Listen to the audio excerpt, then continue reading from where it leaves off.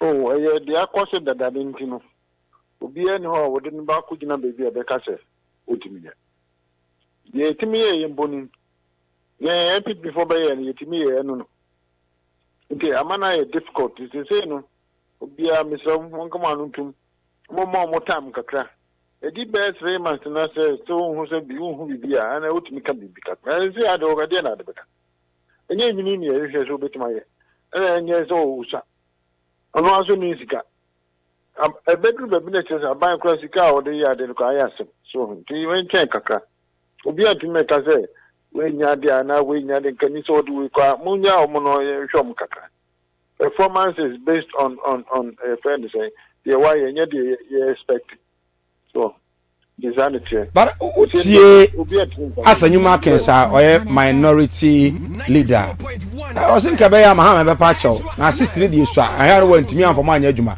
Na Ghana fonti na say na they are going forward no but me anya akra e dey aka do you also see sister Nisha oh me see oka ho na na do feel you know Nisha ne say we see ka wo won ye dey share number of people which mafa so tell you me so boat you man no afa nipa no pi na do koye sa bebre 120 as say ko si say mu mi sa no e ko si say onu mum na wo so oka na ntu na se mpuno ma ye no anu opeso we so be uni sika na ku fani pembe bebe a odi ye betu am ka am be juma for free that I won't uni and then a smaller government is a good government so it is a ban sika be spend on them no enye kakaka e bi kura ka se city as say no e kura so obetu akofo mo and e be yi so na kura so say 94.1 ministries Juma Moyano. Ministry beyond how to me for the income. What I say. Maintain the same people. I just say, who needs causation? It's anything. My party also by it. Umu was all born about so I had so I see Canoso. Nay, ye could pay your car. Because almost a canny abroad or my brogu. Among you, yes, sir. And some cars are regular. Why do you retirees? Chica Wafa? O cancer. Abano and function and be first added. Everything now was so what we are so called leaders now. So, 94.1 FM. Sorry, I now 94.1 FM. I see. 94.1 FM. Looking at Krofon Abomudin, Muntaka Mubarak, we cry no concern, say, Baneso, Odi can call a minister for. Sports. There were a whole lot of issues surrounding his activities as a minister. This time around, Ebiana Amwa. From where you sit, do you see Muntaka ebetimi Aya Jumano? Ama and someone fan Homa Ebika NDC. I mean, you couldn't put MPP for the year campaign Tia Baino. Now Muntaka again in the government. Was a young man newly appointed Wato Chinchinga. And Okumnipan. Chinchinga no any a Chicano Movian ministers of US Canina. Well, be. But this happened a long time ago. So people do not change. Uninin, Ohunyansa. They just say you are just looking for reasons to attack someone. Yes, sir. On 30 Jumanpo.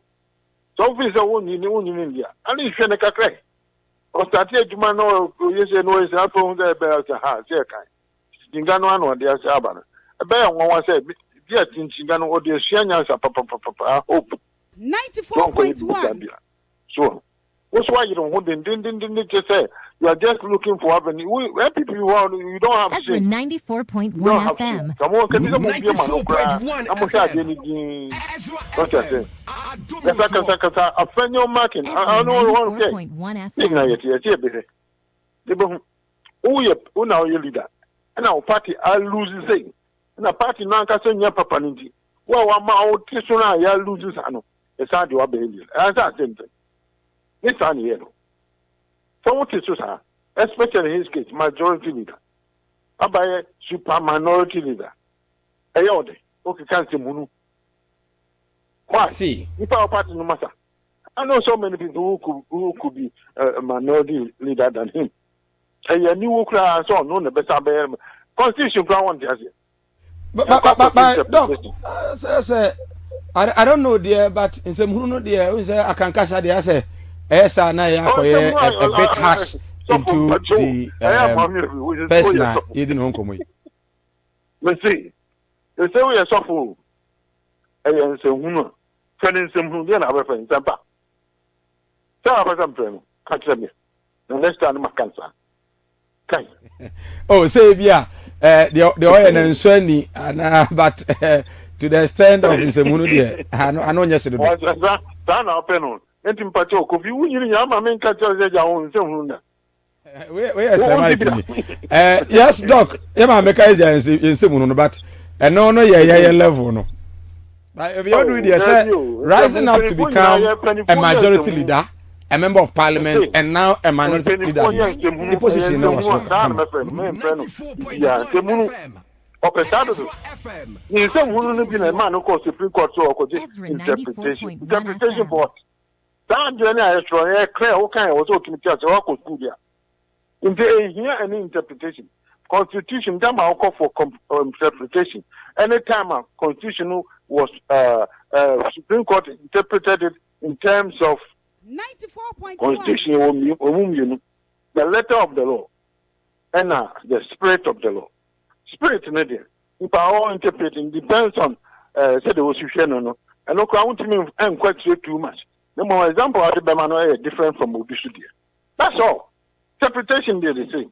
Now all court now could interpretation of the letter of the law. Let's just say yes, I want to before an answer. Want to before. I dare say then the entire generation do or yen some who yanka, you who say and some yeah the cost why. Now, from what you say, the interpretation, say a political party, the letter of the law. I can say, yeah, attended to radio programs. You boycott to a radio station and a media house. A program, sir. Effect no anything. Because now we have the NDC, a boycott that UTV programs. Comes to kind, Kokoko. Peace FM for years. Now the NPP will say all media general platforms in ano. Omonko so enko ye adwuma. Omonko ton party no because they feel say the stations the media houses no any omo eni ni ye. What will be the effect to the station media house and that of the party? Any ye no party any again. Omo insort omo timit now Emma Omopana 3 NDC, 1 NPP, and then at times to insulting the former president. Freedom of speech strong. There was freedom of speech. So I'm calling insult to former president. Now or the local court will be discharged. A big damages amount. I'm 94.1. So this is why we have freedom of speech. And I said they will it. And I said they will. I also be a dear. Former president, I didn't want you. Would be some. I didn't want you. No, I send your audacity so because he taking for himself. For doing what? He cannot say, yes, can say, all for no say. The moon number. Yes, who's meant to her. You who your friend said, that Lazar, if you're not Yama, you know, you're so just say. Now, say, why are there? Now, some part. MPP say one. You see the first step in the constitution. That somehow more idea of cano and nukra. Men ko and no, young country nukra home. Then you nukra near home. Now a bayo yaso. Ne present pan ko for cancer. But oh yeah, yantina ko for him. Musa. And I some devil still. Some huna muka say ya and one would have 94.1 FM. 94.1 FM. And I feel Renaba Kofi Asante in Oba you like say na what drop a comment Eddie Amaya no pay and I benada Command Dawson you am read na yet to me Eddie trust us their course our Ghana their course our US in that Enra na about the analysis of what the president of the United States or president YEA. Now the deportation threats ene ho keka ho na enra ye di ho nkomo. The news are eba no enye. Ebi some countries I say reject it. Some heads of state I say pachaw. What is Ghana doing? What is our president doing? And between the president of Ghana and Afin, so the president of the United States of America. Na etimi esiwiyano. Is a nipa ye deporti womu. Ede womu abano ano pa. Enyamre abeko ho na akodi nkomo nso ho. The Asante Regional Minister wampani abonidin convert nenra. It was an awesome vetting. Very, very colorful. In fact, from all the political device, ubia ebonisem edi Amoakohene. But I strongly believe say enye kasa juma enti ensemo ya trato ho 94.1. Then we compare na ya saying na isi etie. We wish him well. Nkomo e course no be mo timi etie bi. And still the NDC is facing a lot of challenges concerning the the vetting and after interviews are for the MMDC's position, especially in the Asante region, in the Hafo region, and that of the Volta region. It will give you what is happening. Anra, in fact, Kumau. Now Mr. Chairman of Kwa Johnny, say I'm not your chairman nephew. Kwa chairman. And this is chairman, so one nephew. Then Jetta Ukura enye easy and pay details ni na wa ha. Bebe do see atnase and pay. Ne watch ne bono. As usual, me hu ne ha. Sabo 6:35. No ne ho. Ana 33 ho. And wa say kiki kama. Na what you say enso egu ho kama. Na afi wa boni suit no. Na ina na so ye kama. Adusi Samike lebe na kwaba mejo so pe bia boko dia yankopon adom nku ya o ma me fa ye yanko nya abonefo edie me se ye ho ya ansa bia ye kama o nyame adom na January no na store na ono na wo so oh ba se dia dri dia se ka say 60 days because 90 days is o de fa is aka 10 days fa ne sa ya tense month ba ko a oye pesemi nkumi nya wi ase pa January o pesemi nkumi nya se onko no bia baby ma yenko ho somra na ye ne yewura edu tiku enra obani bi frame free sahwi nzawra na o se etie papa o wada no ye ne je ho pa visa no na ye akuafo yi eheso edede ejuma senior ote enka no pay a ye mo ache bibia bokọ de Samaki amiadom ho ye pa biza moso mo ho ye rede adom ye ho ye pa ye twan se boy enso ye din ana wu din say o ye the next minister for weather na ya koja vet ya no mitu de dado da bi o na ye de ne hwan ye nka ho kra do mo tike no mo jaw o jaw you will say in the next 24 hours. Let us get the match here at you. Oh, that's too bad. You better say, Ako, we say, already take you. I'm going to drop a na yenana akodi enkomo unse ise enchewu na ensu no ebesha se gugu kuafo bedo omahye na se waye kuada edusi yeah madopa wadopen madopa medie aguna braka so obi a woni me bia no se madoka kra me no se bia na me kuani but at least ye makwan sorry ye na no mata kra e wo dweso wonwe ukọ amwadu ho wakọ afum kakra do pon school a so ko school akra so wo nkra do pon school a obedu na achi so na akọ afum bekọ no obepon no afum je afum na ba ko di so ntu ko afum obekọ no ya ba pesi no wadi bi wi a waso agya ana wa yewe e de aba je afum na ye no ni atwa baabi e de ama wo wada se na se ho na wo do wo de a wo ye no ye do wie so na o ni mpasu ai so de sa ahomache wo ko fe na yeah Saturday yitimi ebeton tewo agona ansa na ya san akwa afu I see entew do enya no ne ntam getengeti ya 5 cedi entew 1 cedi no kakraka entew be 40,000 edu tie kwa ba enti yenkofa no mra senior Joseph. yes yenti on pay Yo.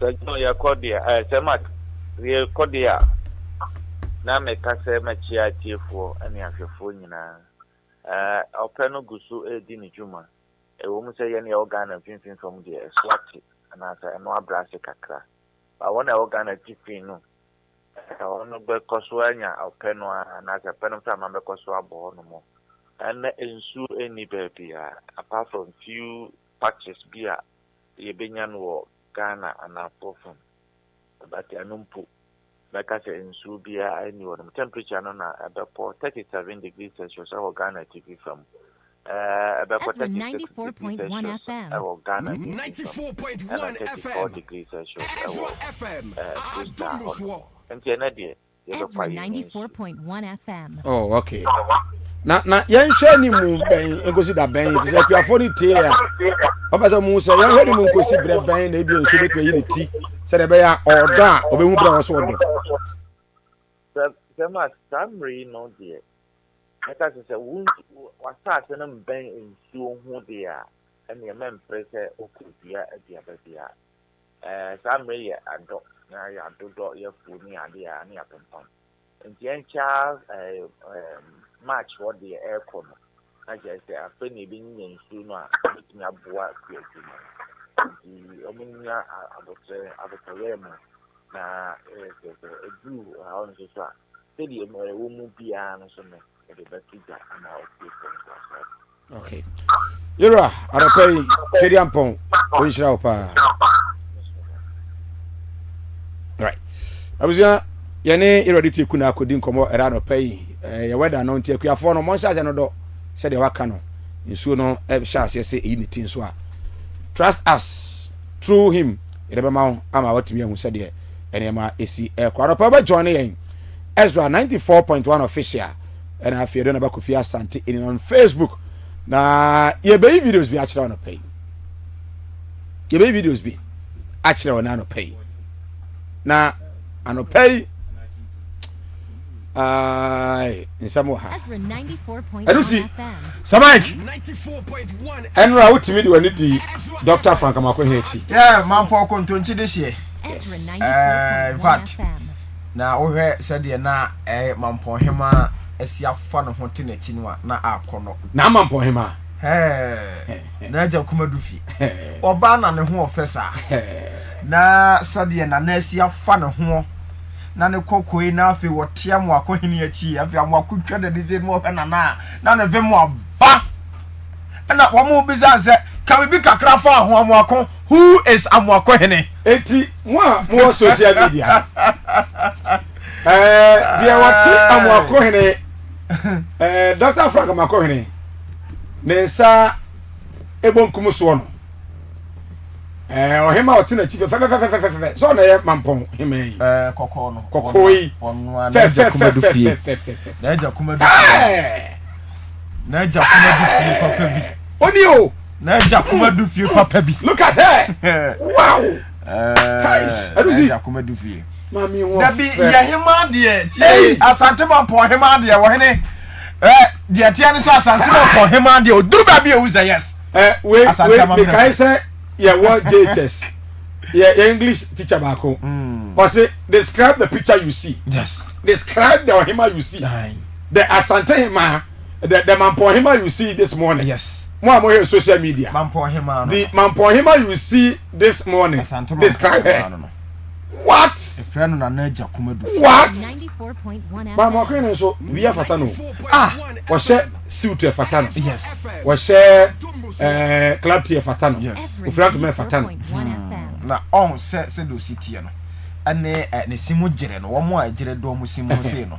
omunim kasapa obi a ejire dane simu bia sabi onim nyansa sabi awurade nyankopon no sabi onfa ejire ma sabi obi a wagimi ti usi obi a ejire dane simu a obehunu kwa befa so woni ne bedili okay sa krofo no omo ya smart ejire fo no edi regional chairman so the tenesi no nana kwasi yes oh I see what din that is Amoakohene wono the youngest regional minister in Asante. Fantastic. The youngest. Sasam na kan every day no. The youngest regional minister. Na say youngest who na so e ho aba asem you. E wa hene. Oh. The Asante regional youth organizer. What say? Akobo Mahama baso. Say the Mahama appoint youth no. Efe. Yeah, me kan ha na anu. E so ani na say the MPP for na si ahoro no no. Eno de one more sem. Aso no MPP ni. Na enti dey say who ya MPP ni na say John Mahama yi mabuna. Hwane fa ye. Omo say oya you ungrateful. Ungrateful ni ye. Raf oya you ungrateful. Say senti. Say the nana do ye ma MPP ni. Wa kwa yi nkokora na ye nyi nkokora. Raf wa hunu. Hwe wo de susu ampa hwe nkokora na wo MPP amamu mu.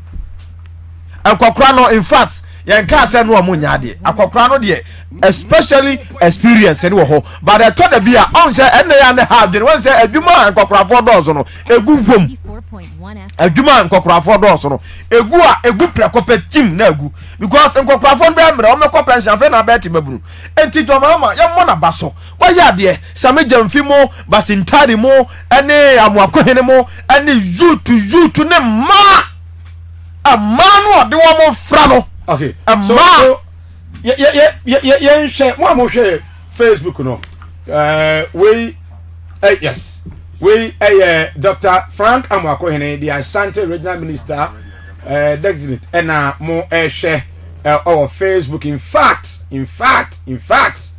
enra na enyagro mo me sound na yenko thank you very much with the guidance of so you are wearing a very nice cloth. Thank you. I just want to find out, has it got any meanings? Do you have any reason for wearing this particular one? Thank you very much. With the guidance of my traditional leaders, my parents, and the good people of Ashanti region, I chose this cloth because of the name and its cultural significance. The name of the cloth is Asanteman. And if you see rightly embroidered in it is the porcupine. That is the symbol of Asanteman. The porcupine serves as a very tactful animal that is always on the alert on self-defense and in promotion of well-coordinated strategies to survive every situation. It has quills or the spines. And the spines, though seen individually at the back of the porcupine, they work in a very coordinated fashion to either in defense of the animal from predators or as and when they need to undertake a certain activity. So that is the porcupine in the cloth. Also is the spider web. The spider web in Ashanti tradition, we use Kokuanansi for most of our folk tales. It signifies wisdom, interconnection. Honorable nominee, my question has been asked. Can you give us your word that you are going to... My Hema is sitting right behind you. You've managed to bring the whole occupant of the silver stool in Ashanti region here to support you, the Queen Mother. Give your word to the Queen Mother that when you are confirmed, you are going to do your utmost best. Thank you. Yeah. Have you done anything? You know that you are heavy on social media. Have you done any TikToks today? Thank you very much. Mr. Chairman, I've posted just one video today.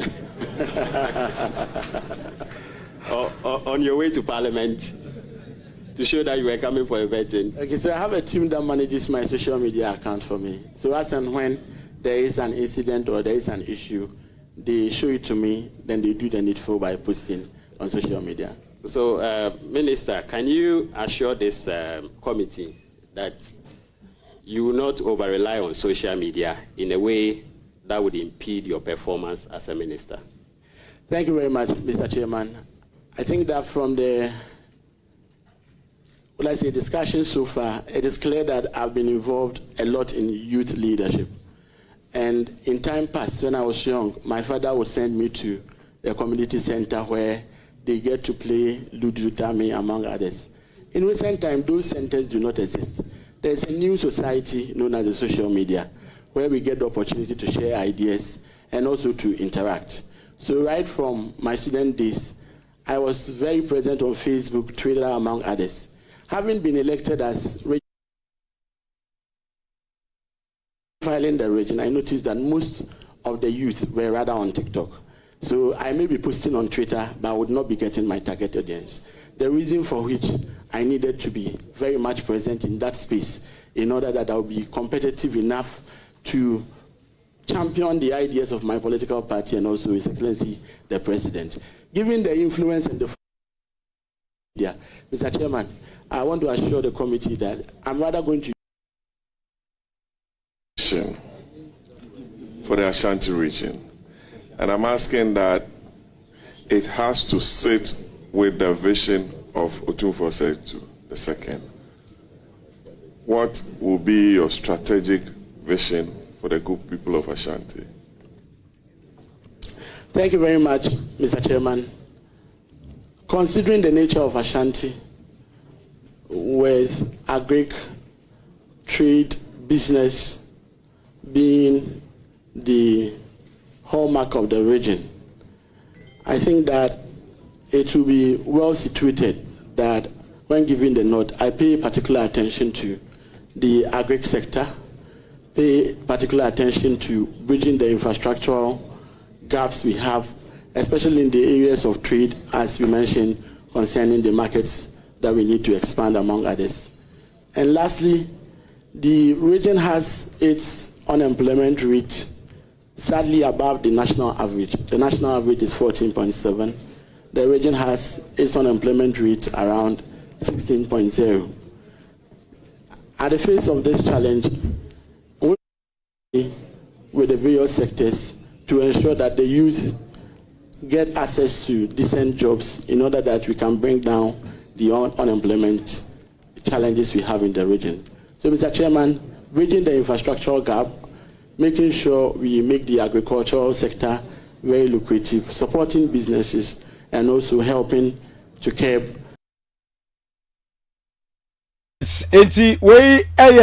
You are Ashanti Regional Minister. Our Ashanti Regional Minister. In fact, Enra na Enyagro. And for the form of so were fully represented. 94.1 FM. Former ministers. Betimo Idrisi. Say Attorney General. Yes. Former regional minister. Samuel Sapo. Okay. The infrastructural gaps we have, especially in the Omahema of Ejoso. Okay. Naya Santwa Kobi. Okay. So ena Omahema on the silver suit so yes sir. Yeah, of somebody course. Silver. Yeah, silver. Nana Yakuma Dufie. And so enra na ono so ewo eho. Afi Koyebonsu. Yeah, Koyebonsu. Okay. Former mayor. Dr. Kwabena. Oh, okay. Na omunyina ewo hobi. Anyone na aka. Omunyina drum support kokoma Amoakohene. In fact, fantastic. Na nyagro. Amoakohene. Na nyagro. Enra na efe pa. Yes, in Sutama Mpon de she kron. Or exhibit the Ashanti. Small free. And the explanation of the man to money fiano. Na me so them to me na Mpon hima na yima no. Sawon obeya man. You could see from the actions of na Mpon hima. So obo drinko. Na was resere. Me be no was resere. E be shema ni munyam. Yes. Where they are me fe. Na mom adwuma no. Eno de ese nya nuru. eduru ha we will cross it. Enti ye de e ba no well. Yes, of course. Obaya adwuma no so. The Ashanti region Mr. Converted. Ye hu na nra. The enra hu ye de wote ye. Your expectations 0531455105 0531455105 a WhatsApp voice note what remember what expectations wow veteran ne de wakwakoye na de din kan meda mampani Mahama ase in fact mampani second term no wa kire se wakwakotena kiri wakwakosua da menimu pa enti wo hunu se de obeti obesi atoda me na obi ntene kwakwa to ba ye no youth ne do so pa in fact asamo a bibi ne ko kan ya na de party no wono ma sesa de agu ne so no wo hwe eye CEOs ne eye MD samampani apa wo mo na amaburu ne ye mo amaburu do so pa ukọ odi ehwe wisdom ya yira de ku a young guy ya mampani abone din national identification so onkon hwetire wo eya Godwin Eduzin so tamaklu ono so mampani bone din ya chese national petroleum so young guy so ada say honorable Edward Bawa onyini sa professor na amakluchi enti mampani ayi young no Amoakohene ya de na the video video we the former CEO, okay, right? Elima YEA. Kufia Japan. And now oya handing over. Ama Basi the Basi. New CEO for YEA. The Basi boy. Basintale. Basintale. Oya heavy road. Social media. In fact, Enra. On social media, and Mudi Malikechi was amazing. Yeah, you to know see about. Say you to go. Or the first day. You see, look at this. Youth support you too. Look at this. Youth support you. And then I say, look at this. Watch it. What? See, photos. What? You see, we're crossing the president, Basintale is the president. Yes, we're confused because Mahama say, Sabe, edin kan yokofan kokrafo no ye ya kokrafo no afi no ma brebre. E say what you to know FM. Chama you to know so dia bre. Aduma dia ba ya. Why you know? Your friend say. Why you know your friend say? The full name ya dia. Why you know the full name ya dia. Anya you to the kan. You to the kan. Kanya danya yeyi akokora fo betu ababa be you to so ade de besi ni o se da bi mo de Basintale mo feeling that boy no what you say deputy communication so what you say you fan nko mo eti radio no de e bia de e kan won ti ase akwani guy Enra Abranti a we the deputy communications officer edema NBC Malik Basintale and Oko office the first time I ever did say Omeye YEA boss na Oko office was what that would mean. Yes, or gonna would mean we say the pressure on him so much now Enra Oko office no Beshe come just 1 minute per moto 0531455105 and also WhatsApp voice to Tarot Table but Facebook no Ezra 94.1 official motos what cars what mabunu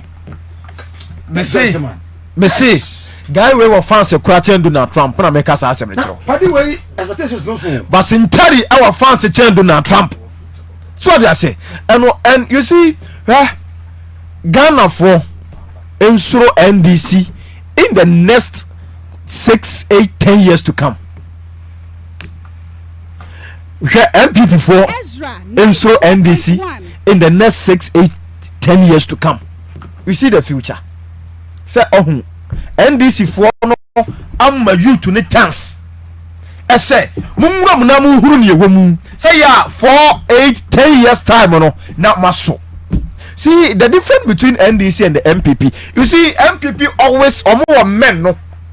Men a ban with education a bia we ye do have a school do three ken no MPP for pa e di MPP for so ban no akwa say ye need to ase 10 year ya mama bru ni bi eno ni MPP for how but NDC for no so hunu say ye de enye say bia pani ni didi sa ye ba youth no so mra mu bi you see hwede youth no eye e de kire Basintale we kire say omo pe no eye de Ghana pe ane de youth pe because even crowd say eduru campaign eye youth no kwakwa campaign this a me tuai na say bia ade a me pe mampania ya me na me kwakotu me ma me fo me ma me afia dwube de untimi nya hwe fa na ada no entimi na me kwaka afie me na me ya adwuma pesika bra wadie nipa me pe na asem am giri so betimi abo youth no a betimi anya aye adwuma pesika na ya so montoma no a o meto ama no so mampania ya de so Basintale in fact esa kokore say so a na asudi abeda so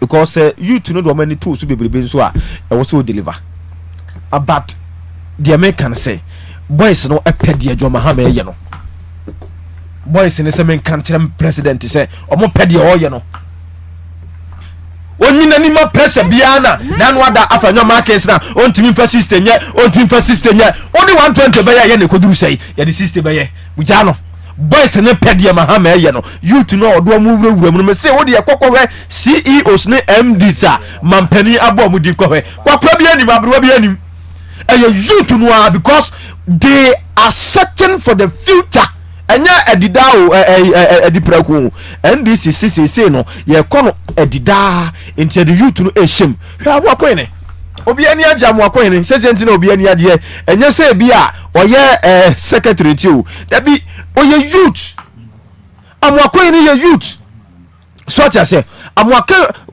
ohwe youth wa wo yenti no atim sa obi ani abre obi ani aje fantastic eti mampania ya de Basintale sami jamfi so nya ne de sami jamfi anya bi ena enipa ba ko a mampani enso ebo ni din ministers for mani ajesu Sam George so ade ase wo mu tie tire otimi so mu ye adwuma nti mampani jo Mahama de wa ya de ese no ababe asudie ya eda youth ne so on Basintale sami jamfi Amoakohene no mo ene ya yira nom ni ade no say o so be ye adwuma but I trust them so o betimi aye adwuma na o be some expectations efa Amoakohene ho yes Amoakohene de of course said the region no pen asem no in fact to MPP kura Amoakohene no be pen asem because of how we sit here ene kwanya mampani afa so abone as youth or baba regional minister the first the youngest regional minister yenya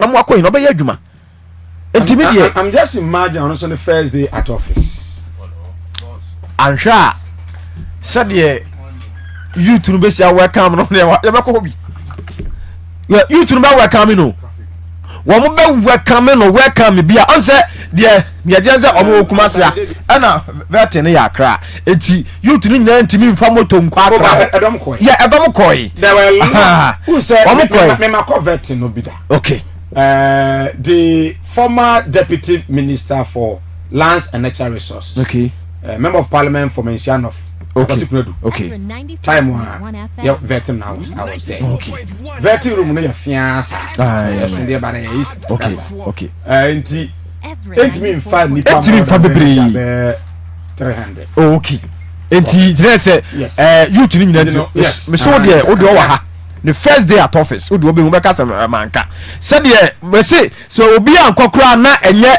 sister Emilia obi ankokora na enye Emilia youth no be kwa support no be kwa welcome no because we had the regional minister bia makra de o musika ya aduano kra no o mo kwa je kra na kwa ya asem ma ni nyina kra kwa welcome na kwa ka che ne se ye de sika no aduane ya ba se ba beje o papa no ha se o foko yes what ya se enti se wo bade a but ye nyina ya ni ajama no but you see ya can say ya na sa na do so appointee mabunu pa why Kofi event say Kofi Japan Japan so youth bara onye mabunu said ye ne pe no wani na kwafo no me ye mo tafo MP na wani mabunu mention of MP wani mabunu boboko asaso boache wani mabunu boboko wow ma do sign na omo positions omo bobo ni omo positions tafo local government mention of the lands and natural as I said watching roads tafono said ye Basintale mu active Samija mfimo activeness politics mu no ni ade no asifua ohuni sa eno ne yakase NDC no aba be party I say you to know eyi wo mo anim active politics. So that is time na Basintale eco office do mo nyina afro so obi ka mo adi na ti o mo nyina eco obi o mo kwa here o mo ko support no mo duru office na ni ano man sa na still na mo da so di mu afro so obi well unim say last year time aba beto aba no Basintale adwuma na oye ntie ma Sameja relax kakra ekoko duru ba bia na former vice president Baumia April debate no obi ka say Baumia nduru Mahama ho onuru ba bia onuru Sameja mfikura onkosa semfa mfiri Basintale honom so all ba bia na omode boy no toto because no active no for that guy there for that guy onim kasa for that guy hey monsieur Obama fact pa ma te ho a oba bawanum oh enti you to know any GDA to do campaign now am NDC strategically on communication there was perfect, fantastic. So compare Sameja Mfi e de ma Richard Ahamba na ofa Basintale e de koma peria no ye deputy a no wo e fe Ghana gasi NDC ni obey MP ni a MP for kuku post di mani eya na abo papo Basintale ti wono kasa na abo papo kasa you could see that there is a vast difference in here the difference aso pa and no make a choice abo papo head and card dey convincing ono head and card say papo be convincing. I mean, I wonder why NPP with all this caliber a party in that nature our elite sir omo mo ni kasa etimi kasa ton krofo asumu ye eja ibi atoko fa papo omo nim kasa no party ni mo mfiri omo nkasa party ni mo mfiri nti omo nkasa ana me ka tro no me say party ni mo mfiri nti omo nkasa let's wait for sound with Kofi Japan na handing over Basintale boy ni trimu nyina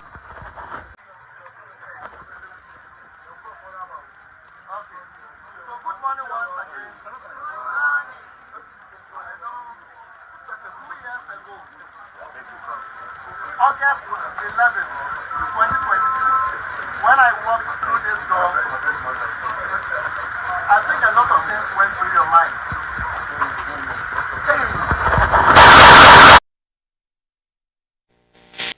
Ezra 94.1. Right, inti we know Enra Bana Malik so taking over from the former CEO of the YEA. Yeah, because when they are mabunu, that is the sector of the youth.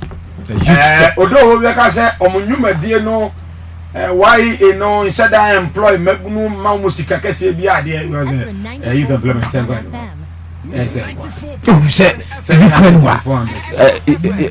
yeah no Basintale no a oboni di no kra no youth ni so oboni age. Okay, but my main kwa man so na mene Dr.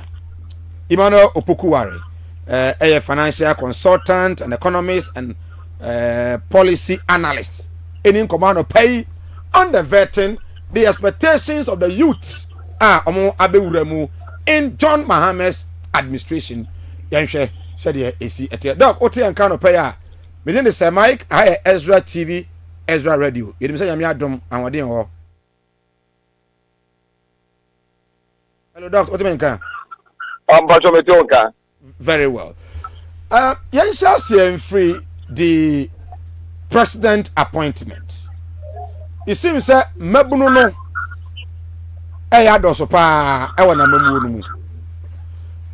Say, Anna Usi Hunefa. What do you expect from the Utah on Penny Eddie Jumadi Ashom saying? Social media. Have you done anything today? President appointment from ministers to CEOs. It's amazing. is amazing because though the present government Nana Akufo-Addo Abano of other young guys bia ministers and deputy ministers but over we they are no Edda Muson so Ezra 94.1 young guys ministers, young guys CEOs na with the zeal obi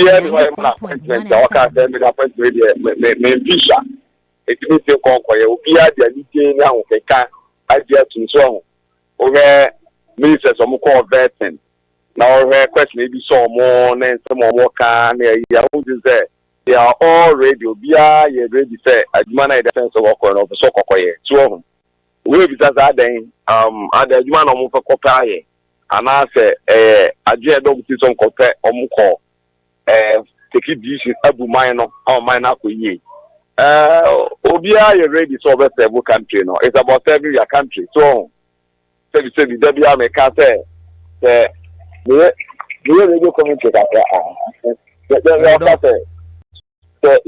majority the my song that branch here na say what man show any seriousness so ni brevi say me dey ye bibi agimi our mind akoso a na dabi no ofisa no e da wa ni so me say no enti dabi na make so president aya there for appointing young guys over regional minister me regional minister na Okokran no vet no request na ebita no na overse no si kasa na say why ready so go mine no so me che no ko so develop Asante region e ma obi ehun sa branch e dey adwuma che ne sta no say na why ye youth me youth I'm a young man and she say ohun say unia no kuma ase panyi na o age mate for na ye more appointment there you can no when you argue because e say mine no say youth no say we able to do something before make a sakumani na media kwanya so dia akatire ni nyina say obi e dia adwuma bia be hye ne bia no onye ne ho so be ye ne ho ye adwuma the best do it in the clan na kuma nyina ye adwuma we about commitment it's about commitment it's all committee on ho it's all dedicated on ho so me there no so me na determination it's all determined say me ba develop Asante region the develop Bunu region me na be regional minister me na be president or the whole region me na me security chief security region or me Asante president it is the chairman of the security committee making sure the first thing amman bia first year peace as we so na me say no nti me da sunya ba me region hono one kwakwa minister for a particular sector ebia economics ebia finance ebia energy ebia education say who say be certain am economy ya branch na dey assembly say be kono man ko ye adwumaden amma that sector na anko so a dabi no edamani me o you go long way to go e cha na obetre fie na ye bu wachi akontan na e ka say obey minister say no ye nti ama no man ko ye wa ti wa na ubehu say adwuma na Yakubon ya wa doma president no so nya awesemu wo de show mu no na man no so bi wachi no wo me ye adwuma pa but so ye adwuma pa wa ti ti de honhom krade abamu 94.1 FM na ma for so bi adwuma for adaka so na you for mu ni experience so me tell no 94.1 I said man kwa say omunsa minya yes I say other countries me the example ya Africa ya over there two countries they all young guys omoji president I hear you makati omoye do say omoji nyankwa wie na hu say on be continue ayesa on be to aso ayesa ma e den mu na omanya na aba so on be che no over Burkina over young guy ya waba you say to Senegal young guy ya waba one those young guys now you know ma no abe so to other youth me tell to see it nyame ya do na je bi sha me nsa me hwe otadi pa mi no adwuma mo asate yo mu ko mo bi e bo mo ba so Africa has the Ghana, yes, you know. More say, send for we present call Moody Kamane, come on, and I'm sure the first that so I met you know. I say, me, when I'm here, my day. If you know, dear, for me, personally, no problem. It's about commitment that dedication, should be in or committing on what dedicating on the year, Mano, Ama, and Munyama Badi, set action in Sa, Abia MPA, Abia DNPC, Abia Cocoa Board action in Sa. There are lots of problems in the public sector. So, enti you na kwa koyere okofisa normal na normal ye oh so ebi atena ube free no na hello doc etiopa wadaroma aha etena okay the GMP shows and say PA shows and I could board shows na say problem o kwa not because of problem na work na get dey dance say before asuma ti be ba no na problem a ewo cocoa board ni and I say problem ewo GMP wa best stand normal ni ama be bia e kama say normal cost cocoa board meeting GMP make profit MPA make profit we make profit da e ani munyam e ma wo ni wabusua ene yufo a yeso ya start abrabo a ama for person munya re mu because once they say na nipa be teach you because na we are on your adwuma then we are concerned so on me say no sometimes in the analysis the policy analysis no fine you need some kind of experience to handle a particular sector but me so to me no now that experience no have moved to a certain level say as a CEO no you're going to be the head of that particular institution that organization so I may say no it's a matter of you have the technical people around nipa no more technical people the technocrats now that sector no omo eni ye omu no ni here so be omu be bom be ba ko na no mo ya adwuma no the policy direction so I make no as a director fine you need some kind of technical experience e be a GMPC e be a cocoa board e be MPA e be ayi who that only that kind of experience but who determinate to say obosia na waya we mean the program about that so who determinate to say obosia na waya ni ye it's a matter of so be study no problems there no help police then I'll be fine. No make sure no problem. So the coordinate make better benefit. You attend to make sure that it runs very well. Not minor benefit. No. Uko MP uko you don't call you oil refund. The problem when you say you didn't refund the another boy. You got gas in it.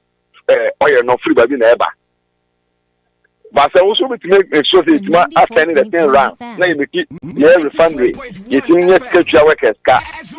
Yes profit. Some of my normal because buying cook woman buying the year. Well, we didn't hear him. It is that determination on the band. Then only has what the bay. Is it technical competency? And now their competency, education qualification. Now we has what the bay.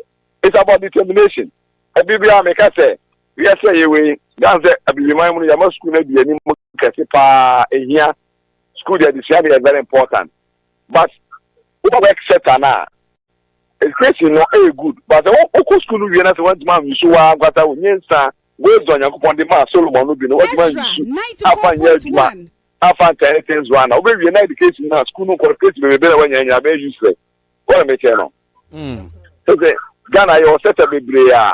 Oma adwumano enye enkwani ukoseta ho a no ma nyina e basa metro mass ye kwaso no ma de na obeye foforo a obetane 10 rand na de metro mass papa ko ba ye no na e ba na school for free efa oma disabled for free efa old mind for kokra for manya about 60 years free no de no with my ye a with my make committee that target ne that you know so in the metro mass ba so ko na state so de no with my yama ba state so le with my ye ni Trabe yan ko fa ba fofo but ma se o wan no na etuma ye adwuma den na etuma na fatwa ba metroma na da bia ba yan first kan ko she ho se do ko se health insurance authority na health insurance no no dey no bituma ye kete aduma boa se hospital facilities na o provide health service ma manfo no o metuma nye sika abibia no cover health na normal health service insurance no eti go bituma ko ba na ma make more profit na bia ko so ba yan futu na da bia it's about sustainability of the song. So currently that's great. Sustainability, how do you sustain things to make sure the workers on the money is catch your mocha? You need money is scammer. They are not target at the content you set up that particular sector. No, you need making now your target or target not money. So every sector in Ghana have a target. Every code area, baby, and a difficult demand money is the fee. So I may tell you. Kaya my answer is escaping your piano if you are in ever. If you don't go to a dinner, oh, yeah, no, make sure that this man make it proper, reasonable taxes, everything they revenue, abre minor. So that's it. Okay. Hello, yeah. Doc, and I pay Yanasi, but finally, some foot will be at the looking at your experience and Nimdia or Oscar Semua. In terms of managing Kumasi, when it on because you can say Oba the market I hold we kumasi a abayin si onyu ya no be wie go from there or the phase 2 of the central market redevelopment eka ho. What will be your advice to the regional minister in terms of managing the little resources we have in Ashanti region? Yeah, me am that me say ko me am regional minister so doctor no mama manage na me titi wa me ho tena me stress with am na me nkura bi office ya adwuma o kasa na masre kaka na get wa ku something na me stress to ninya no obeki a proud so me say no very intelligent young guy with mature brain to think and reason so me say no once na me kan no o hwe ne kasa na ni ye mu a na me le vet na me tin do say o e ni nya me nim no o be fit me follow the vet and me study na critically to say let's our class out there now our 30 students will be some questions not students no answer within the class which the best student and to students are also ready to be there and me try okay me din on the question now answer be not the joke kakra but the same thing and me produce me you pass na be ya o sha there say for better say very fantastic but me target project here Ashanti region Ashanti region so far advice of the mami and say Ashanti region here on my case here so far no project be o air course bi na nyina na dia wo ni what we just secretary no wa call ransa oni project over some project in the kikan we I do so for life I cry yan you the papa say no adwo be o ni nyina so risk na here so I make no but you'll be a public sector and public finance you'll be a priority but what you mean Doc it matter your tone kapa in public finance you'll be a fan of priorities means that we will settle priorities right now target in the advance says all by the first year and so I say first year then I need my project and I need my first year and then I need my year now what my set was there by the close of 2025 project ABC the need my year now the ordinary and a crown and now now we're making sure to bring your resources now available from the government or the those projects now so that all these projects need to be on my job to or no more than hold maybe it's got some another yes, we bring Sikasem in years or say, previous regional minister, now I have said, those projects will be just to work. No. So that you need money, resources. You need people to do it. You need agreement from the chiefs and people that are saying, you know, the mama and the aye. If you don't think that's all take care, so on a smooth ground, not to the boss, now a policy. Policy direction, the policy burden, and yet enough from it takes time, it takes decisions. Now, it's the key. And not that so you can say the other military priority. There are 3 projects now by your target. A few way, may be a so full idea and also curriculum there, and as a may go and as a may be quiet there, so enough for men and also Boati project in a may we are the province 2026, you know, project where I'm saying, no, my year 2028, you know. Now, target I was at what much is 80%. You are the best. So I make you know. You are the best. Hello. All right. Doc. The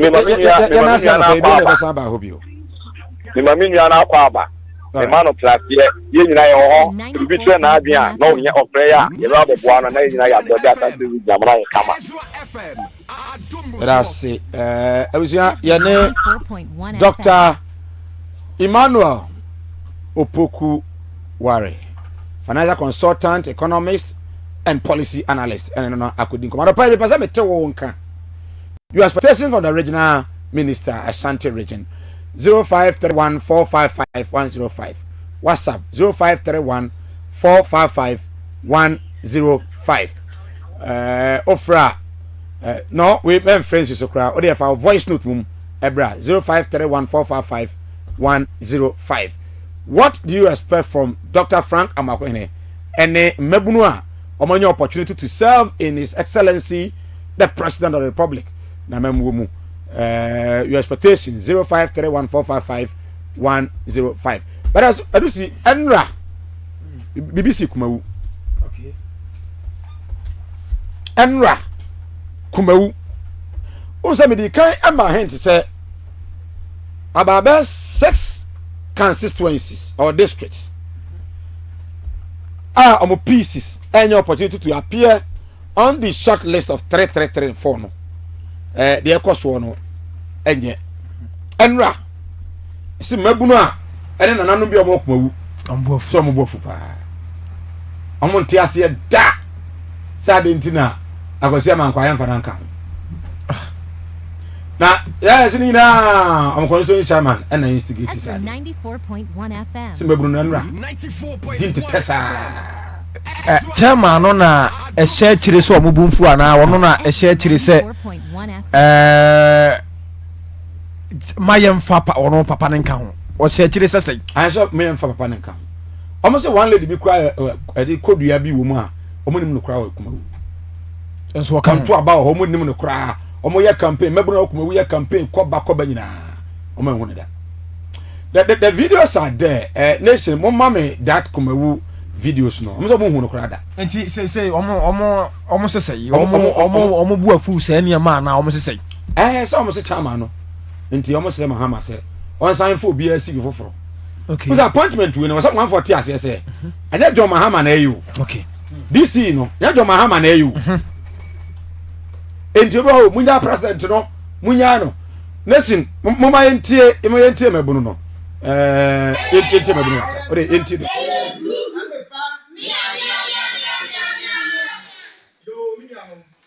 ya fremo anani mria nanya bone pani force say bone kra ekrem eya NDC concerned members youth ba bonte first list ni ba ye no national executives should open their eyes and call for MMDCE applicants nomination forms and CV for verification.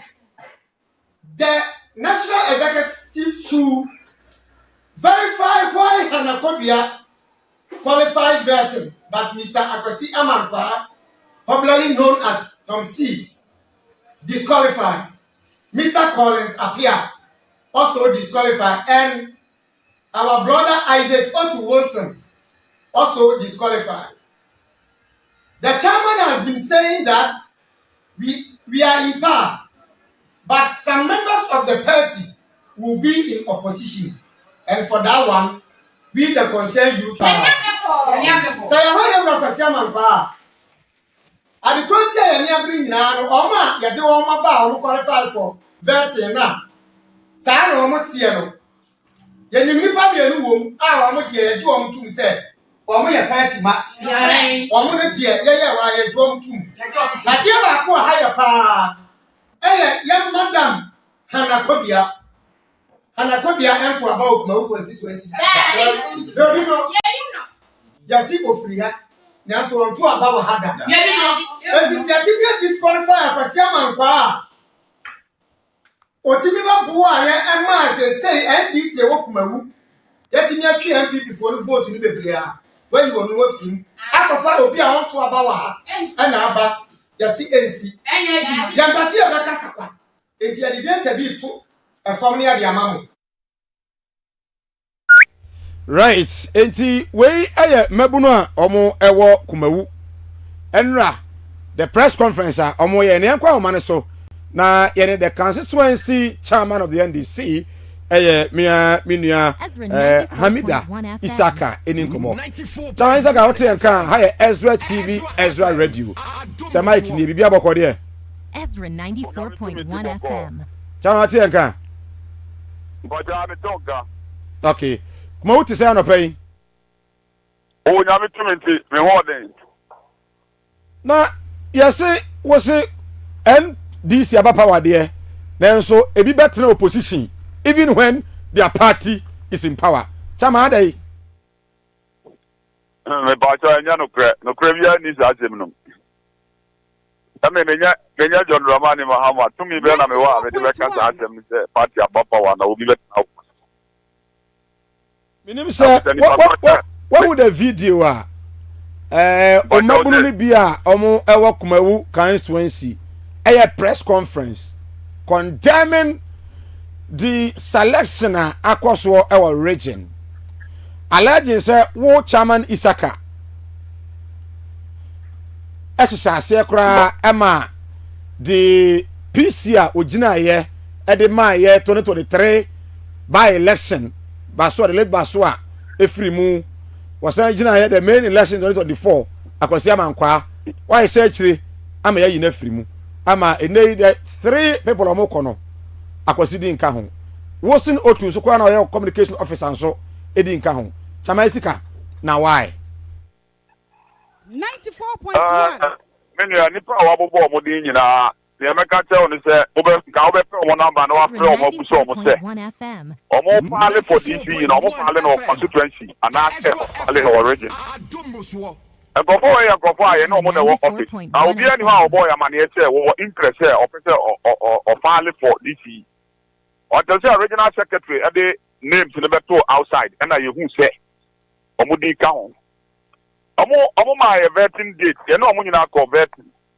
ye esi wo na ye panel no ye de omo frɛ ye ma ye betina actually panel no ne toto wo ma no etini ye free mu ba ye bia no ye panel no obi ane see ma constituency e ma ye deny no ana say ya ka bibi akyerɛ no say de ye ma wo kwan ana say de vetting no omo ye shortlisting no ye the whole Ghana no omo ye e ka enifa 33 ya kwata so no ya toto wo ma no enti ya toto wa no no won sama wo beka no ene na panel ne be hwe no ma wo sa adwuma no betima yi ana se wontumi nye enti mi a wo bo mo no menti ahye odi ahye ana constituency executive aye wo ho no ya 28 no ba ko eni enka ho aka 27 no ye nyina ye kwata ase eye meeting no apart from secretary any communication na say almost wo interest omo be ko no the rest can you know the almost support Emma Bakuse, a Jumadia, Enipana, and now on the longest service person now when you would pray at several party no year at the end I am for support to Emma. And the Asama, you know, me, I am in Nakaka because home my family your constituency. But Madam support man, no, if anything. What the Shams Huda. Na say ye din komwe what the can say the PC and the communication officer wosin otu ama wo chairman Isaka anya we say omukọ contest until say omudin apie social media ana hu ye wa wasan wie be ka say mukọ meeting no miensa ana do ni ba say omo ekọ contest ni bie communication officer nso e kan hu bie so yam fa ne sen wo so mani kan kyerɛw wasan se mo ko meeting so mo ka kyerɛw emrano say omo de guidelines ne ba ye na ni say so what constituency na ye deny wa fa de na region street yam pese obi be ka say na me so me won interest na man ko bi enti omo nya akwanya e de omo nkrata no e ko region me say obi a mo mama ne ye say bi a chairman ye be fale constituency na secretary won ye anatisi region na omo kofale ya ampa omo ya listen no omo ma ni pa 6 ye nyina aye ko hia ye na ye ko ye vet no e wo ho vet no nyame na ye vet no e ye panel no na ye vet and this shortlist ne ba enye kuma wo constituency go na shortlist ne ba e bi di 12 ne ba e yi prima ne ka 3 eni pa bebre e bi kwa di 20 ba region at the end of the day no ombe yi 3 na prim e di 3 no bi no mo yi free constituency e di yo ko hia na odi nka eno ho a and the panel no na wo asem bi a obetuma ko buso mo ba me nkoma a woni di me nya vetting me nya hwi enti so be ka se constituency chairman na say him fa na evidence be na mo prove say me see e bi betna opposition e kwan be so chairman we are worried as a constituency chairman say UPC our contest twice the the short list of 3 omo pre DC help me adena me worried 94.1 FM radio suna yedin komo more presenters, more go for investigation ma obetuma mo mama form no ma be first assistant ben on the party assistant ben on the executive committee any man na ko so no your politics na ye what you say obi ani wa pakodo o regional minister enra ye ko ja no kama yi a na juma ten any senior woni ni party na ma o tell say ya boni din no enye sa enye ono nkwa na ko ye kokopete regional minister no and I told about you and the president in the automatic say or the DCU positions ma almost standing for PCO. What BM say wow pe bia never stand be. It's the one of pen and I'm on Catako, and on my own veteran, and on my short little list, 3 after what you quack around, and another veteran, not 3 no you are. So, you what piece, you know, Montam had Anyasa, was it on a pass when Tamuye? I told about YEA, the directors by the chairman or the executive. PC, Young Coalition Center, or a number of services. Collection center on the night you walk. You two about you, a pata, you debate with the idea to I'm a party, no, a corner, no. Which I say, party or the aquatic crime. Now, what you constituency have you, may please say about you, know. But the party follow your concern. That was 7 December, no. Or Mark 94.1 FM. Once you call 94.1 it's your part, and it's a connect. Now, I don't know the party. My concern is for 10 years, and I'm a woman. When you make a show.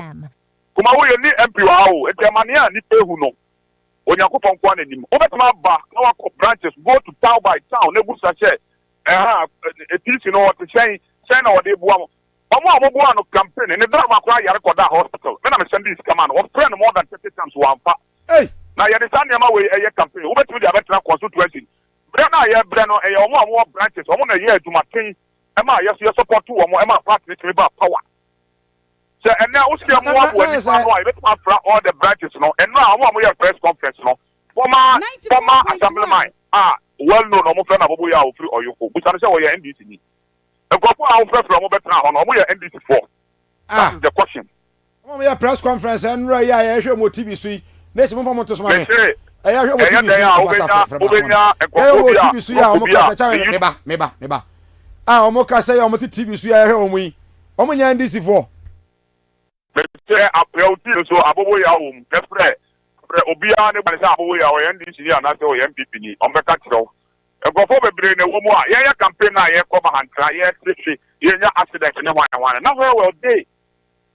I say, when you're concerned, that's a party bar, and you're saying a critic, a nana. What's my executive work of them? So, executives, you have to say, not saying that you almost such a much you move on one day. Na I can answer radio so Ubusa me be a piece in one make catch on what we call radio to make so now Ubusa ma tell na make 94.1 FM. And yes I want to be about radio so make catch say you we piece cry Ubusa no so what na constituency ya 2 days class ya to aba wie ye na mon friend na mo musa no na eno na ye dey adwuma e wo kuma wo constituency I see enti UPC kwasi amankwa o sha say o show attitude breben after elections and not before elections. Hello, Chairman. Hello. I think, sir, you lose the constituency chairman of the NDC, Kumewu. But you better connect to you. No, Edin Komo. Of what where you want? Edu Jenfi, Charles. One of the leaders concern you to Enra omo a press conference ewo Kumewu concerning the exclusion of their PCR and they kwa chama kwa the PC kra no to be ye onsi wo bio PC no montamu nye chama the PC kra de there's a collection center kra na nice wo ya to we ye no to lose no a na odwane ye na omo nya ndisi for na press conference adu jamvi boko de na ko pardon me brother na so nyame adom ye ho ye pa na wo ye ndisi ni me pa to me ndisi ni mapa mo ye press conference and no mo ye ndisi me pa to ye press conference no nyina ye NDC for except na no mo a ye fi eja o mo ye ni o mo nye politics ya na o mo so wo concern wo mo a o mo so be kata kata e de mare na say any time I didn't come on pay what say there be o former assembly member ko ehun ho and a lot of you guys no onye party ma okay me ni am da se na de woman na no politics no ya di atire kakra and I will say the politics titi a sa na o ma we sa no ya na normal na edru ba bi na ne normal na e ba no me so mi say yes we be pe ekwan bi a yes we be pass be to yi me ni a eno ye conference meeting ampa I meeting first. Now, ni nyina ni say me am no ka say me na me as a chewa electoral area communication officer. edema NDC ewu kurom ha na your concern no na nyina is about Ewura Akwati Amankwa yayi na free enipa tu a omaka ewo list ne so a oba na ka ho mo ye tere no family communication officer me gina radio so ka se nim wo a na me boa but the omni say ye madam Anakodia boss ye nim no district nim constituency ni on to aba wo ho enti eba ne say commission on no buy for by election near third in the court 2020 na me nua we statistics ya ultimately gradually yeah by nim nkakra na ya timi akoyi Akwati Amankwa ya fim mini Akwati Amankwa no adekonte youth ni ani abri nyina na say ya huta papa no wani so adi hu ube kuma hu constituency ha 94 ma NDC pa because maybe I say Asante for there na so Akwati Amankwa ni unity ni minua ebe ya krabe Emma yetni ebogran MPP fo ni atwi bi di beka ho. Okay. Just one minute. Chairman Asaba ho man so. Chairman Isaka. Yes sir. Yes, you to know say one Anakodia bi kura na o mu no. Mo ya campaign o ma ho ne da. Constituency o mo ho ne da. O mo nim no. Ono na eka. Buzane say wo ye Savior mission ya ofiri gidi kuma wugidi. Ye former organizer ne bano no se onim na o Savior mission na o musa se Anakodia former organizer eba ye fe Kodua ne bano no okay atam we ya na me constituency chairman is true na panel na o mo ye betting no me tena mu bia na chairman say o allegation me no events say Tom C anti kurum ho wa ho collation center one muntem enyo no maybe the committee no use allegation and I'm disqualify no enya sa say and some how omubusa no on talk na on committee no kun here I was there hey all the executive and talk omubusa say ani ani to aba wo ya ka se mo nko puli ade na mo anko se mo nko collation center ade na wanko na omubusa say ka na ewo wo ho no on the election day chairman de ka ba ko no Mahindra no tuma kwala ma to da po ase na da fi run about no so aye ka mo ase ni wi me papa under 2 and na to see our program bia wo ho aye why last week aye miensa I have to send money to them 1500 funeral committee no 1500 na me de mo enua omo de ko ayi Saturday omo ko ayi me papa under ba ko me papa under black one na me de ma omo timi de ko ayi no asa wo so pe party na semo a na committee ni catch us ochina paka no komo omo na no omo de be ya adwuma wo se o de ka no tu kwan that is what happened at the vetting oni omo kwan to ka na omo ko wie wo ho and some wo kan nyina no omo hu se wo nya serious ana ate den because wo ya dia ye pese ma directives na party ni timi ko na ni wo ho enti ye ka de be bo party na chewa wo so wo ka wo de and for omo ye concern why na omo wo ho ni nyina no ask them who was there ye ye vetting na why na wo ho ana vetting ye no constituency ana na chairman ko yi ni di free mu ana. This is the question. Yes, boss. Chairman say vet na mu ni ho. Ebia ne mo samu a sabi yenua ekokoye na ama de asiesie. Sa na chairman aka wo. The point of collection me dini adunya ako Charles. Adunya ako Charles. Okay. Yeah. Senior chairman ne nsama wo ka no. Oye papa bi a oye adwuma o constituency ni mu yie sede o ka se o de ne car man krofo ni we eno no de yentimi nka se enye no kore eye no kore but our concern is say na cha ma ka bi bi se ta Anakodia no e wo gidim e ho ne enko ne enko bisa Ezra 90 Anakodia e wo gidim na wa tia qualify for voting emra campaign mu ya hu Anakodia ba akoko wo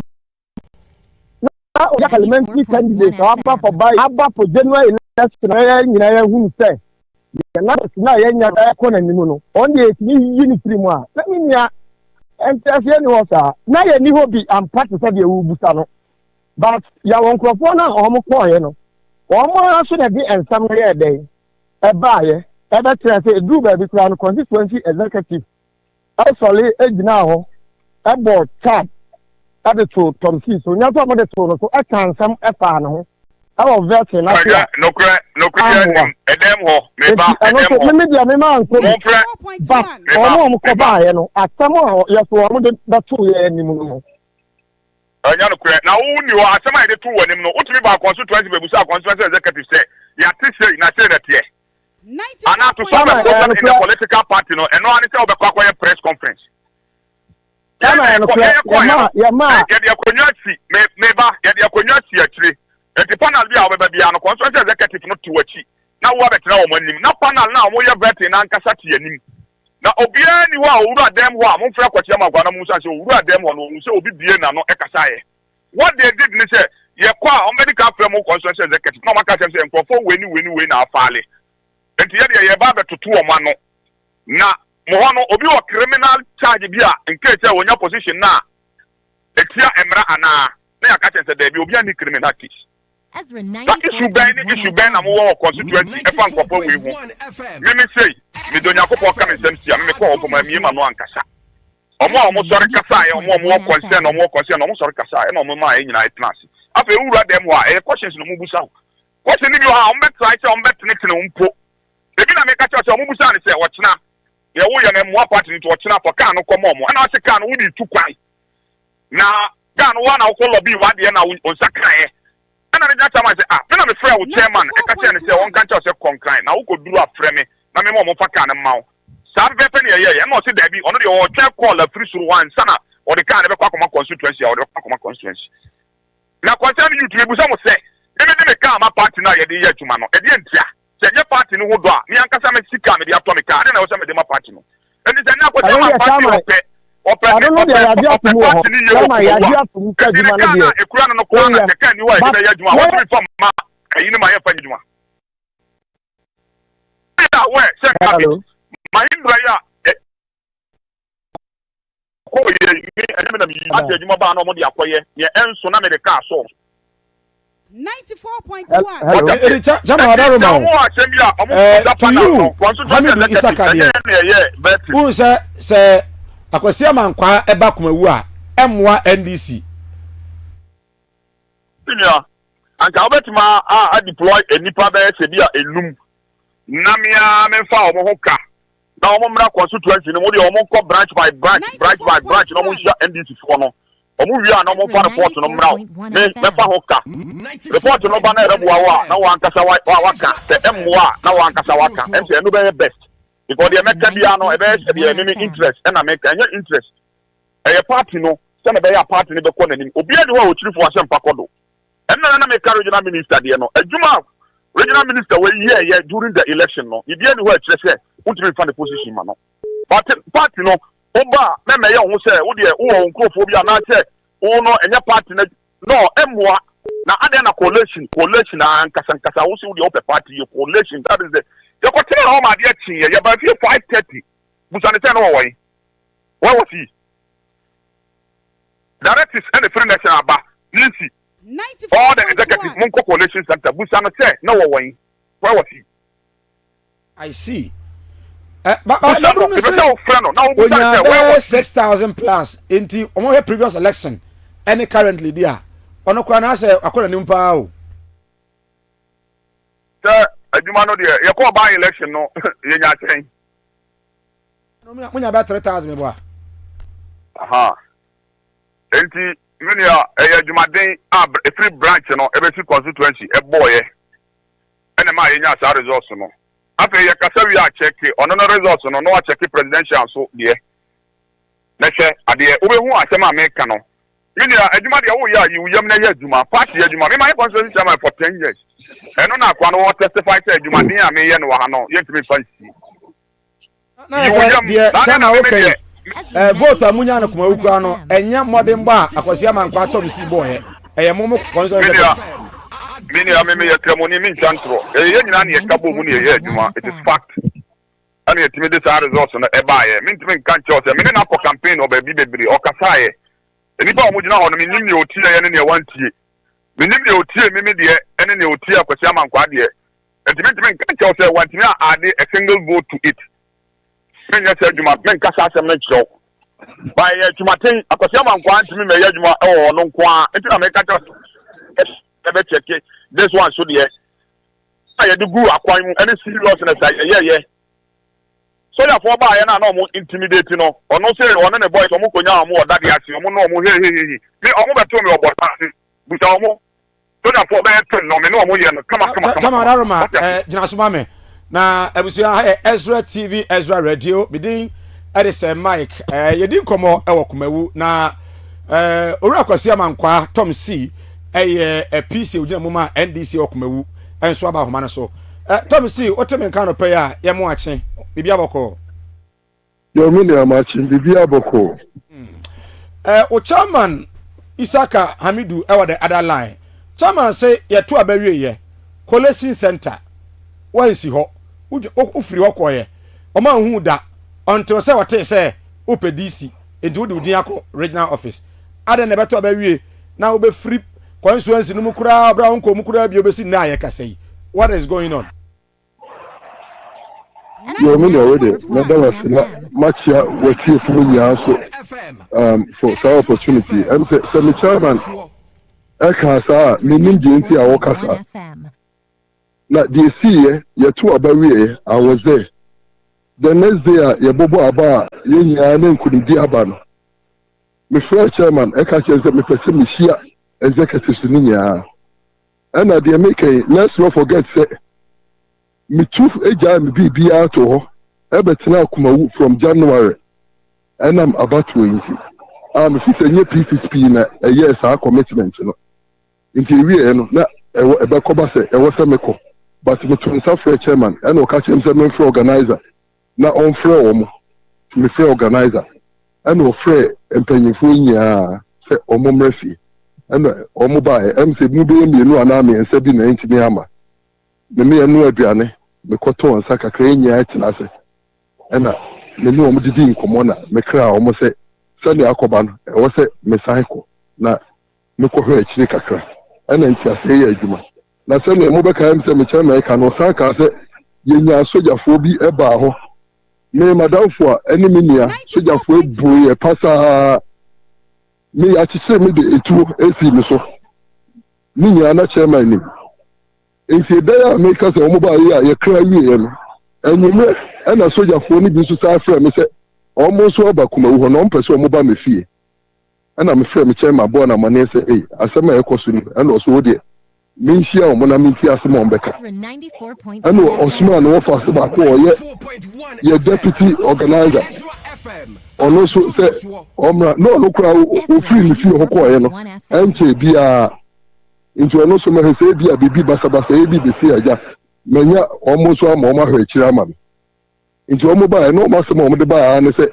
omo na be hwe aba no so na omo be kra me so omo ko na me da omo se na me ja omo kwai kama mi ya na msa frɛ me chairman na ono kura ka se ne ne ma si ko no ofi se anka metimi a anajo no kura na ma me na Kumawu ho ana msi yo so aka ne sa mate ana anajo na yesisa ne ma ana ono ne ofasi make ye born amane se omo so omo hwe kwan so mai na yemfa medru Kumasi ana nyame adom kakra ye bedu Kumasi na it was almost midnight timi ko fie ade a cha no fa me ka se minim de si na me boa manditi no na me da konfa nochi na juro ye fa me ka ne fa me ade me ko konfa nochi na menti aponti ko duye ye di so sisi mi so nti doctor na ye na o won se sane adwuma na me ye na adrenaline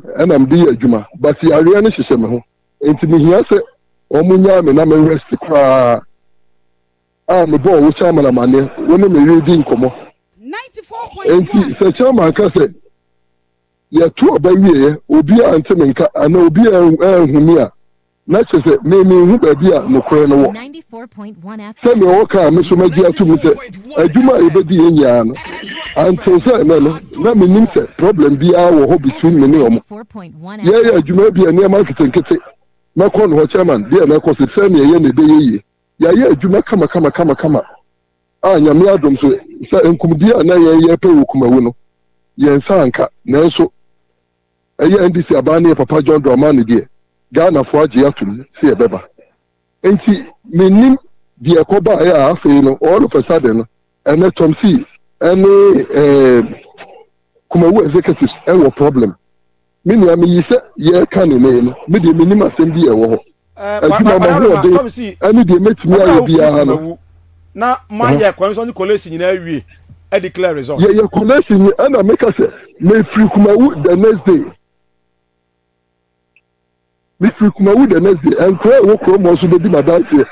I get to and Kura near to the pool here. Yet, Kumawu, Obi, because I'm a mobile into Obi or Ton Loculo, Obi or Ton Wache, Obi or Ton Coco, Missing Kramonko Famra, no Minya Medidi. That's what Nasa, the PC candy, or we are collation. Who can I catch or crowd as or tail and Sana Oko? Are you not aware of this? I know the chairman, they were not few, or no one few, and they make us or no bound. But the other executive, I'm born money. Ezra 94.1. German, BBC 94. I mean, because I say coalition day, no, the next day no free war. Election day, no evening time up to the next morning a coalition. I know me because I say Busano Obaho. Now, what kind of one problem? Like I say, Busano say, Uncle Fali, consequence in your home. What's the only problem, me boy? That is in itself, I will let them bra constituency. Now, constituency and yeah, who are going to say the courage. Because Busano say, Uncle Fali for DC, the crowd, we friend say DC chairman. Me so me want that so say me DC na me pay o me say obusa something ma me say me as a constituency chairman na omubusa okatre me say me faale bi kura and I say until me ba regional officer me be hu so to oka panel busa no so what me problem what happened I mean want to be for telephone from me say chairman and me faale nomination for DC WC chairman so one country and one you asem no any one country chairman me so be say mu kakra chairman me no was na making assembly no when him say the yare and am koy me see you know na o ma ye meeting that because that time me so me won panyinfo on no omonam me tie futuo say the dia me so me di mani ba kire nti me yan decide say dia me ko DC ana me ko ha me tie no already o ma ko ye meeting ama ye see ye choose obi a chairman e choose obi ama omo enti no so dia me so me busa say answer na chairman be make this decision no me so me ni no asem anka obetini afrem na busa me say something be say ni say na ekoso na we are interested na because onu making the decision answer na me so me be making the decision Ezra TV Ezra Radio Chamaisika what Tom see wa homa no so why say enei Tom see be DC okmawu a ebe bo NDC no dia ene John Dramani Mahama ne be decide na ne kaka yi mo no otiye o se otiye say me yakoye meeting ya choose obi what is the facts in it it is what to say yakoye meeting ya choose obi a o chairman ma teach and no mo ye meeting say ni say you o be fact na free so no be any problem and now tia say minute to do so e dey na wo say wo ye and no check say wo say ignore constituency no na for faale origin and no because that is a kago and up na law and social media it's not a case to solve a problem in a party. Baba chairman to us say only any problem bia unti we ka krai and ama na say DC also di kumawu kra na morning oh this is the about no the directive saba and to my short list and to mo duro akra about na be hu say ana so ha o mo so beto mo mo this is now ko ye no sen e de na obese o ye na de bo aban no and to mo musa question na no mo hu so no na be bo awo Papa Jutumwa, Asa. That to me, no, need me as a constituency chairman. And I am one of your constituency executive. I met my coach to my choose na me the name for Mauti. No, it doesn't work. Only make us and catch our jampa. Constituency executive, I endorse Ruby. I take a communication. Almost say I'm okay. It's your mind, it's not by force. What I said, but you might any the way I only need product now, any the social, and the way I only probability. It's been something about constituency. I mean, I'm sorry, I didn't call each branch, I didn't call chairman for. sa no for each branch e ko chairman and then obey peace me my constituency as chairman for 10 years what I say but because of the love of the party I don't know the man go policy me the me kwa ko PDC you know one because me jai enu a e ho e betia to so my really say me som na maboa party na ma ye nyina ya ko ye but the whole thing at this time now the be yes oh let's say chairman I go to so be there's no facts in it what the man say oh chairman Senate here Mati say you want to say and don't think that's a woeful and me when was the last time our friend said ya only me the party crown come oko ya o akra no yeah party activities and that's also yeah kwa ye meetings I am planning as I'm talking to you now. By the close of next week, we are going thank you to go and thank the people that voted for NDC. The knowledge of the PC. What you say? Say, okay, thank you to. Thank the PC.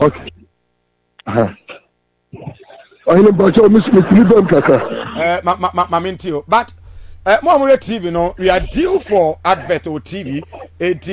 You go off from TV. But radio no de mobile so enya I Ezra TV Ezra radio kumawu na egu so AD komo no right nti PC me nti o o se omo be ko thank you to kra onya wo ebi o na be kan say asoma me ne e kan 94.1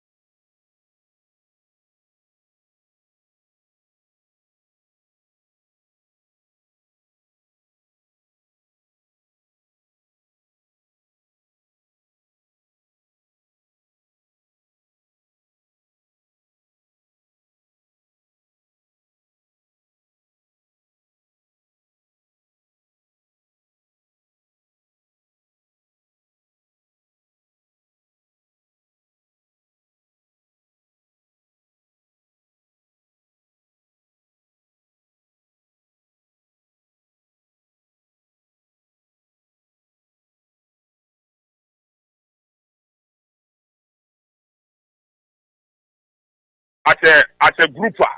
Now got an anchor, yet to about you and Busan say was Abakumawu. Oma Kumawu be none papa more, no yetuma. Oh, million me were interest was a movement of woman and DC and come on support to me, me were interest with DC. Yeah, meetings, more than 15 meetings. There's no there or around. What I say? Your platform, no, you're the TOSO, you're meeting, and oh, you know, my just what the APC, they are to about you, on your part of their constituency executive. It's never true. Then if I know why am I election, no, why not? And your responsibility is to pack down match. Now, at a piece, and they say, who attended to meeting, and they say, I'm Frekra, who at a piece, and what my friend is, we have to go and thank them. So, I didn't have any pack down match. These are some of the activities. Background now, okay. What I say, and I hear constituency now, you know, so I say, oh, Miss me what interest will say, and you'll be on a PC or interest. The ones actually your Pale, and your PC phone in the Pale. 94.1. What I say, and you have interest, you have interest. And I mean, I want to make a say now, mean, jump to me, or interest, until say, listen to your original, you say, you did come. John, over say, we are also influence. Say because now I'm this year. Juma YEA party na hofama 1 year they better na kumawu abebwa ma party no I attractive together with mu nyina no over try say odo influence bebwa amanet me anya appointment bi elsewhere if your influence can make that happen. Senior say ebi na make kai say enipa bo pinu na waka ne hawa chero. Sabi enipa o yare na wo fia doctor bi any wo beto wo fie say me ba be he. This be our personal doctor our friend. This is our hospital. Constituency executive no eno ne kuta party na the whole constituency. And some make a tell you now say constituency executive no wa ignore. Na kede na be ya pese woni nkofo bi na ye adwuma. Wo interest e wo pese o faale. Oh, I'm not probably break for no. This in the break. I'm no constituency chairman. And I say constituency chairman nywa. O ma nipa bi kwa ka mo no makwa fale paper no. And I say o the banner receive ni take pictures kwa na their platforms. Oh, tell them here. Me tell me what 10 years as a chairman. Oh, kase o no no. It's true. Ya na ka bo mo na ye adwuma. Na adwuma no aye kama. Obi an kase obi an ye adwuma. Obi aye adwuma. What I say? But anamon na wo say wo hu se na obetu anamon. And say na wo so wanya nipa ta wachi. Tell me, what do you say? That be how the first 4 news in one ever. And yes, also sorry, you know, you can grab a machine. So the reality. Oh, maybe can't throw to say a night. Yeah. Not me want to say, as a only time I can, and I'm only problem. My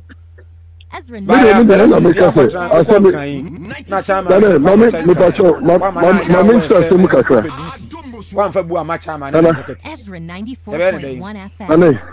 The American say me chairman when me ye pa me ye obi a me pentiti mu and me ye obi a asem ye ma se ye twetwe asem ye to asem kisekise bebre me ya me ba kwa chairman asem ye ne say ne be yi sabi ye nipa obi a ti me fom ana say ufum kuma ye mfom nya me de as we are speaking now I don't have anything. It's a problem between me and chairman.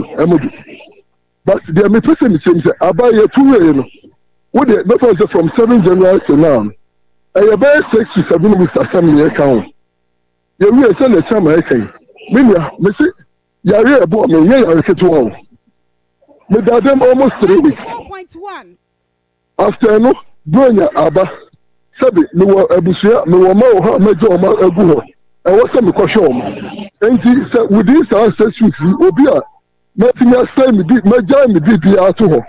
I bet you for 1 year. It is here to a berry. Now, and yes, I be any the whole say be out. Me knew being our problem, and that situation, you know. I was say, me call her me cheek, and now me some where I am. That's a no better problem. Me means me, the entity was a me back. Now, and now, press conference be also. Na press conference na e course so remember no say ono mo pewo ba o tie chairman so a Ezra 94.1 almost on pewo 94.1 me na make us we live in a democratic world. Ezra 94.1 and prayer or press conference me buy aduma ye me dey me see kuma wonpuntu ani kuma wonmaburu empuntu and that is what I want to see through. because sabi koya ayeka me na e ho me yin ya ifi na hu se kon potential wo ha sabi yesu nya me adoma ho brase ye nya nim bie bi a se omuma ya konya betimi aboa apagya korona nim akona nim kakra enu ti na me sai me gino ho ani me panyi fo gino ho na me hu se me body si na enu me betimi ama makonya ama adwuma ye ne mabunu no matimi ato so no maboa omo enti so omo ne so omo pame no ko frame a maba se president Mahama ensunya gidi om se ofi se me dokumawu na ebeboa maba ba se ne kan enye me na me make decision and enye se ma me make decision but the na me ha me ne se obi amako betin ma pick me for amako betin ye bedroom kan ha me as a parliamentary candidate no me din empanyi fo ho me busa o ma obi antimi ma me reason a ye yi me din free maybe I have no assuming ye no say e bia o tom see say you dey free obi antimi ma me ana no say what to krom wonti no chama me you dey free ana chama yes I anya chama na make it and no dey make or 20 executive here ni wa o ko tre general apotie bi omo awon to phone na no me nka ho e na constituency executive ba ko pra enim o dia se sa ne tie e na listen no e bi dia ba anya chama na make it that decision no but me try to pass in penny for Ashanti region and they make it that decision but obi also to me mama as why me as a parliamentary candidate you my free Brighton you my free short list me only na kwasi a wabusa no o se dey but I show me na shia na busa no we busa na some ka share me an say o mo pe baby fufu de amam ana me busa se baby fufu hin eno no manya ni ye bia and me see say eno no enye answer enough because so wo pe baby fufu amam ya me nia men and ke bia be from me busa no e bia some see what apply for this year na you see say e bia wo ko ha beboa enti ujine ho sen ana say ne be sanko modi enya nkosi de mu ya ne say ne saba ne din ka ho ansa na mi ko bi so bisant mi sia chairman ebusan anu yo de ma me ya ne say omo pe be fufo de amam Tom see ya na se bibia ni abesan ya ba chairman isa kan so ya da se we are most grateful because kumawu ene ekokodi nkomo no efri here so edu see what take kumawu nkomo no yes of course yes in fact hope on say akwa say obi ehunu say wabre yes and at least this the any some there but there ya the opotoma ne fie no so onchiri so de bom enti ana okọ parliamentary election ni bi no at least waboka 1 year was about to come 1 year and what be 4 weeks free come after elections okay na chama go for you asu free ho ai so ya to ba we to party echi after victory I will free come akwatanka we know yesterday I was after nyina hunu say the party first and he one more and try and resolve it if said there is a position for him if I was say ono no ya aware now because ope this di ntina of course o pope bi edi but e bia na say party no ehu e other plans ba no say o was o man ya aware enti afani mienu ya ma me ka we na ye ni dwa emra obi oben na kwasi me be ba me ne sa me ba ma ko no tina na kwasi okay but obi oben na kwasi pa ento na kwasi fu oni me say awon ko vet no omo be 60% time ye o ma free mu o ma ye o free be 60% so mo fa na kwasi no busa na kwasi say ada na ye wa free mu a no mo ma assurance say ye ba kwasi be fufuro ye ba kwasi be fufuro ai say to musi kai na ko at the same time and na kwasi station omo friend no on Sawalas okay waka at the same time Sawalas o the best be fufuro there are a lot of my free mu a one show mo say you know me say 94.1 FM but I think say regional chairman vetin abaye we nya inti we dey better luck next time but when you give assurances so the best be fufuro na ohene mu a 1 year 2 years na be fufuro na ma ya obey peeved and na a deep part ni nya no what I say and the deep part ni nya no endi me do ba say we from obi aba vet ma be tra na something no e mu be 150 obi agusa wo a do ba so foforo na omo so ma vet nso e omo so ya do ba so foforo enti no part no position dey say no baabi wo hono ma e bi ono so ya do on be sha enti no e won to ko da da no anko vet ni bi ono so ya part ba ono so fra wa say do so do foforo e ma baabi ase obi afra ma baabi ase for me you must control that communication no control no on the nkasa no control that level of communication no it's not the best oba vetting ya pekewa exactly eno ano no because any pa bet 300 no enye mu nyina na betimi apeke mo enti say so be consider go from okay I was the divine garlic and divine GH capsule say me mo amane say dia na koma ta bo periperi obi wona koma bo ntentem wona ante kakra bi anu abre wo ya adwuma anu abre ya bro sen ya furusane sa divine da woromanti yenya eye press no nya nsuo na afi ye de boss no ye mene kwa na ahode abenti bensi ebe furu saa nanso dia na ho de nsam wafom no bensi wofro no wote so adaya ma bro sen dia wo ne mu hia lift misre wada ko pe divine garlic and divine GH capsules lift bi ansene no onum bi aboa siesie owidie ma owidie no ya dendende kama wakoma ne nya woden bossa de wosa ebo no am misre dia na se tasere na akere sa na se wonye post ni won ko soja training da nanso mo wana na titiriti kwa brane pa boa woro kora wo hunu se na sisi for misre moja na ntimi ne afurusane wo owidie mu eno na we ya na edi stroke na ebron kwapem se moja ne mpompia adwene mu a na adwene sisi nti adwene nka nkyere nsa ne se sore na eda wo sa se stroke misre wada we ya divine garlic and divine GH capsules eno ena betimi abo papa dia hypertension ha no de won kono ko pebi no asikyere ya de diabetes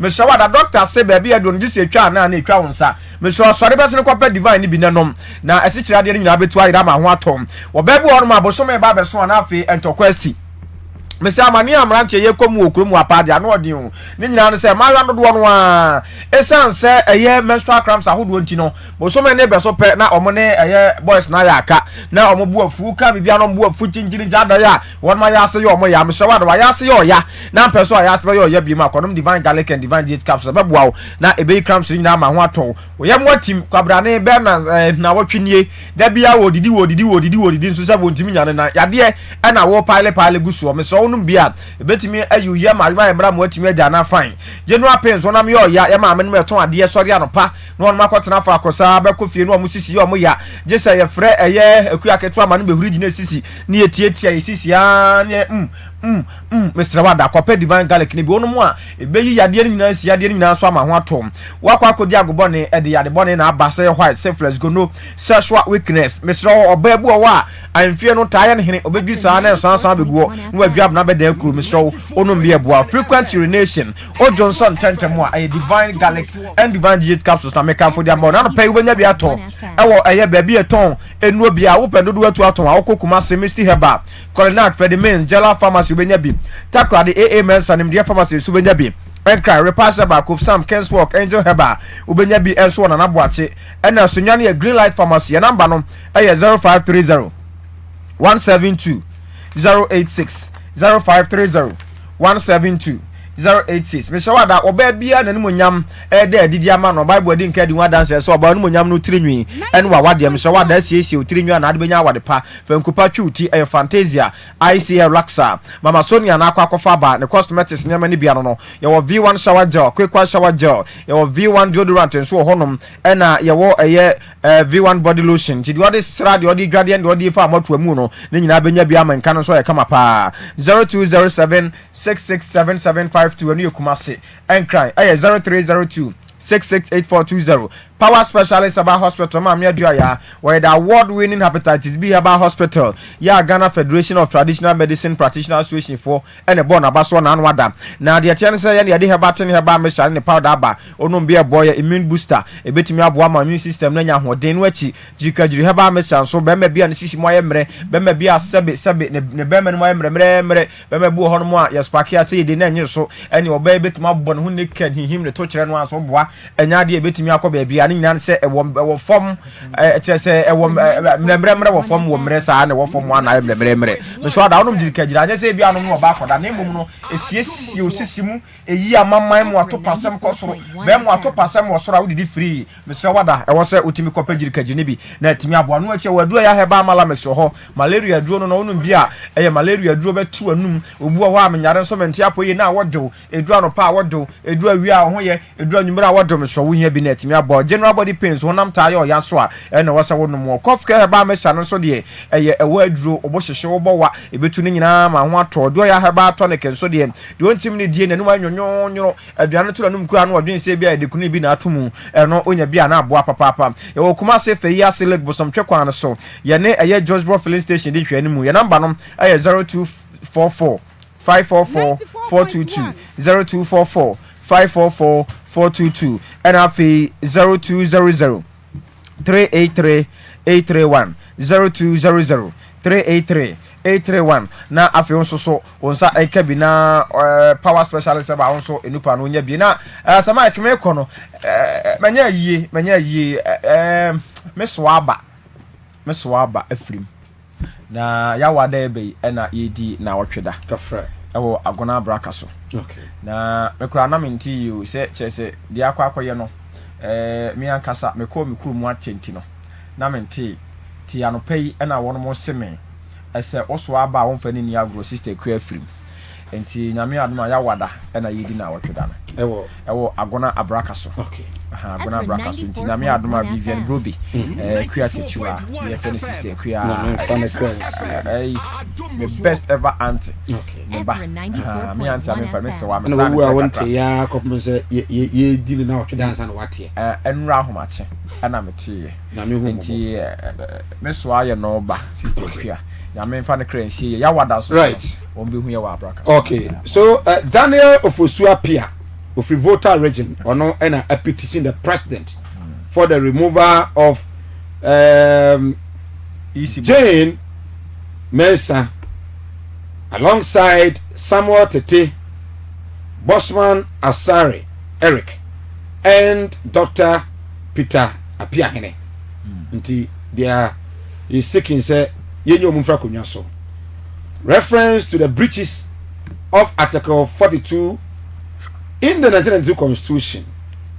Na ne issues no ebi ene say sa Santrofi ene akpafu la pelolobi safo no omo enya MP okay for 2020-2024 okay omo enya akwanya anto parliamentary yes election again no was say isi no ashu say there are incompetence in the part of the electoral commission no and then in 2020 elections no isi no ma election year basa ma for kwe wu ho so irregularities that of the incompetency and or they bosobo o compare the previous one the previous one no Mensah de no na Charlotte say right Charlotte no na ono an staff okay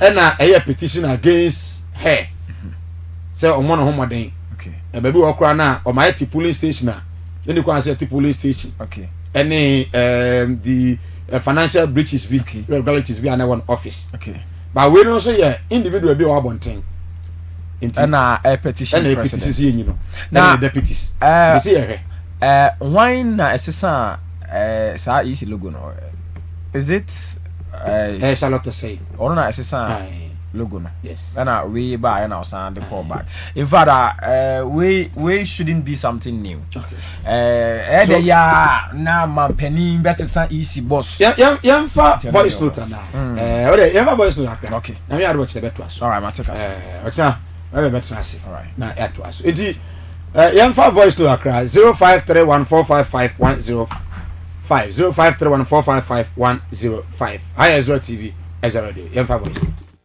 I was here for 94.1 Ghana mine. From Mohammed and Arbila. Oh, Amoakohene dear. Young fire and pipe or a panachi. No, on to Makumasi and there's in crying.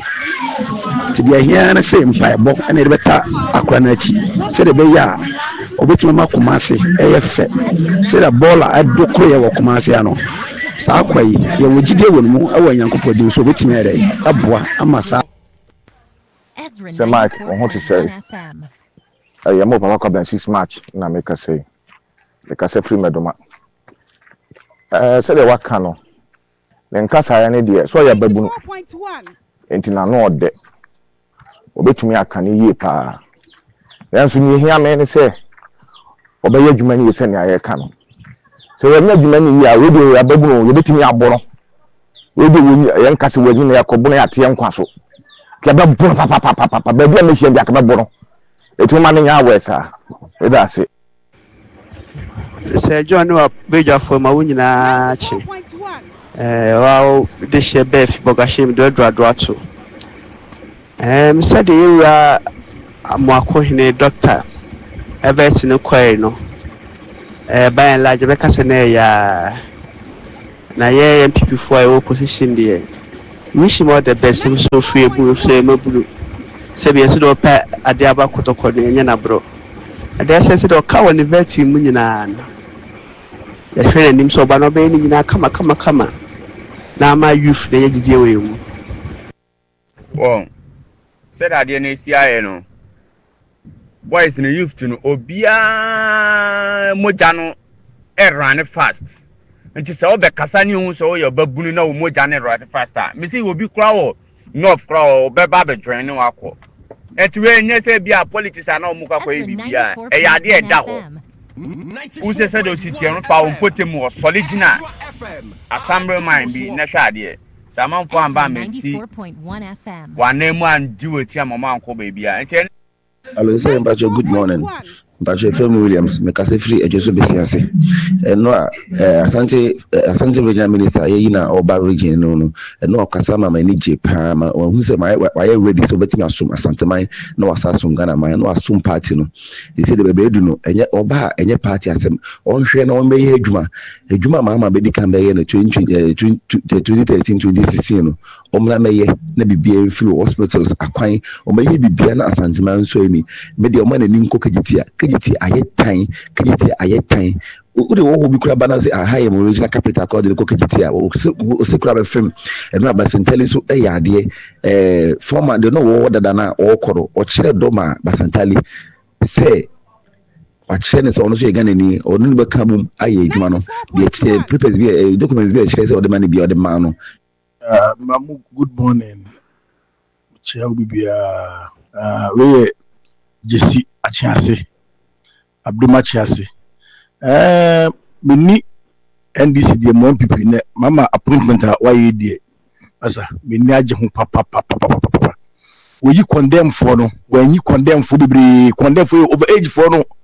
ebi ni news adwini nyina odwini ko so na stella so je appointment ma so mutunya we amobubu ma no basa appointment o he Asante regional minister obaye bisa bibi fa ntuma masa go chechre ntuma nimu o discount ntuma masa o say Asante you are the oyi enya anta de chi na me bompa ma ne say oya young man no o mambodi anu say Mike me chia na bunya fu nyina na emabunu na yi o mo ani ya ne ebusi no me kai o mampani mama tamesi fu no ya vice oba boase Satana boase konya tutu omo ba muto jenimu na obe bodjuma osime no mka chense omo kwanye osime kwa no kwa kire ayi mess wotna osa mess wu ya osa be fa konya boase kwa monti anya kwese akufado mba omba ye enti mabunu ne de anya yi ubabuna ene adwuma na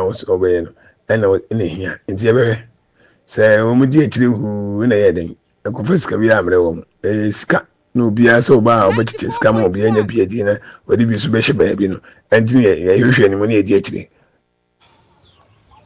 Israel TV ni abusua bata nyina Adam Swani bidi mi de moba adanse oboase Israel TV papa Israel TV no size yeda mo se ni nyuma pa mo body tie or man Ghana chi oh Israel TV no size Adam Swani bidi said de bia meka no no ma fasa kwanya yin so achia His Excellency John Dramani Mahama the nation builder changing lives transforming Ghana the man deserves thanks papa no or Tony ma pa wona kwam ni ye sire nyango se omboy papa John Dramani Mahama ho ban pan yi ma no ma fasa kwanya yin so ya ye papa PV janto or contesting for KMA boss position.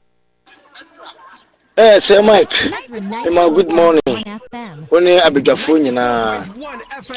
Yedamasi. Mo so ne akoso bia mo de bre, nyame hira mo ne modwuma pa. Atwase obi atie Ezra, ho na ensempa ene nipa no. Ye frem ya na chief me kase free agona be payase. Yedamanpani ase se o hya ase eyi youth no ama omo so abebo ama oman na koso. Se ne ehwe no esane se ade bia wo ye na se mabunu kan ho a ahonde no so yeren ewo ho ebeboa ama omo so mo ni so ade hu o madanadi mi fi se opani obi eni ho a o ye bibia ofiti ya no ha ase se o ye o hya ase efi ba bi no le drum pempenso bi nti youth na ye yi omo no o mu deserve. Sir, good morning. Pacho Jamal and Kasafro Masi. Sir Mike, I'm in chair my boss Abbas Nuruddin, I'm in chair of Baparita. Now I'm more the regional minister Abaso, the youth minister, and no our boy Juma. Name him say, Oba Santimamuswa, Obasabe boy Juma, Ama Yeniaswa. Now I best say Papa Mahama say, Omfazuba and Macano, say Baya, Santima, Ebetman and Puntu. Sir Mike, and one of Macano, you to know dear. Mahama di Canada that was so bad, now by my youth to never does. And also no more doors on. Now we can't say MPP time. Now kusi kone do ne as a fuanumiya ne ya kind of say. Bantu my MP num enya appointment. And I say that time say extra time. Na do dimpe info bo abura mo mudi sika aka extra time na no de o mobile. Ente no mobile okay. O msa senso be ye bibi kakra de. Banka ni na buy na kura no. O ma ntumi ma ehwe because o mo de na nye Ghana adwene no wo so. Adwene na wo so se ni sika ye sika. Yes, sir, my brother. Good morning. Pacho po mi de Nemiasi. Wode osun fo Yakubu don motene kayara na gokra. Mi bitu mi dimi juma. Mi mboma baso mo bo juma pa. Mincha Abbas Amogobo, champion secretary, Offensive South. Wana yadene ba MC Offensive South. Offensive fo nyina jinatum inshallah. Abbas Amogobo Allah ko ya bompaye inshallah. Na mincha regional minister, yes, Honorable Frank. Rechiano kwasino kusukura na mincha nana kusi NDC regional chairman. Yabo abanya baso Excellency John Dramani Mahama. Sanse papa no hinjuma odi aguna kwa muna. Echirese Ghana yodachi inshallah. Hello, Sir Mike. Good morning. Mechia on Ezra Penfo. No baby, a commando ne kase. Share. Adia NDC for ni be yano. Yeninjim.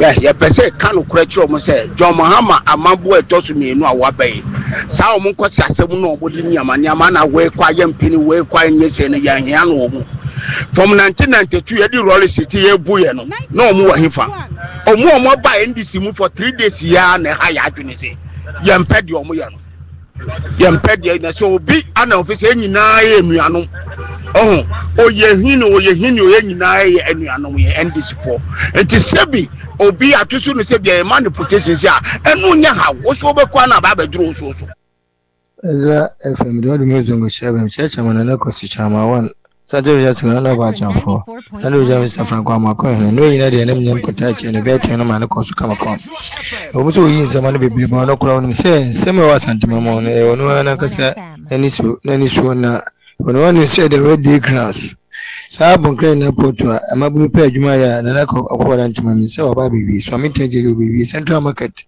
amam ya ma ma konya adwuma ye afamiti hospital doctor sen nurses anya adwuma ye so mi teche nyine pontujuma wa santama mo no so no right yana say volume Zebra high Ezra TV Ezra Radio on social media Facebook Ezra 94.1 official and afedo na ba Kofi Asante enin Oba YouTube nso Ezra FM 94.1.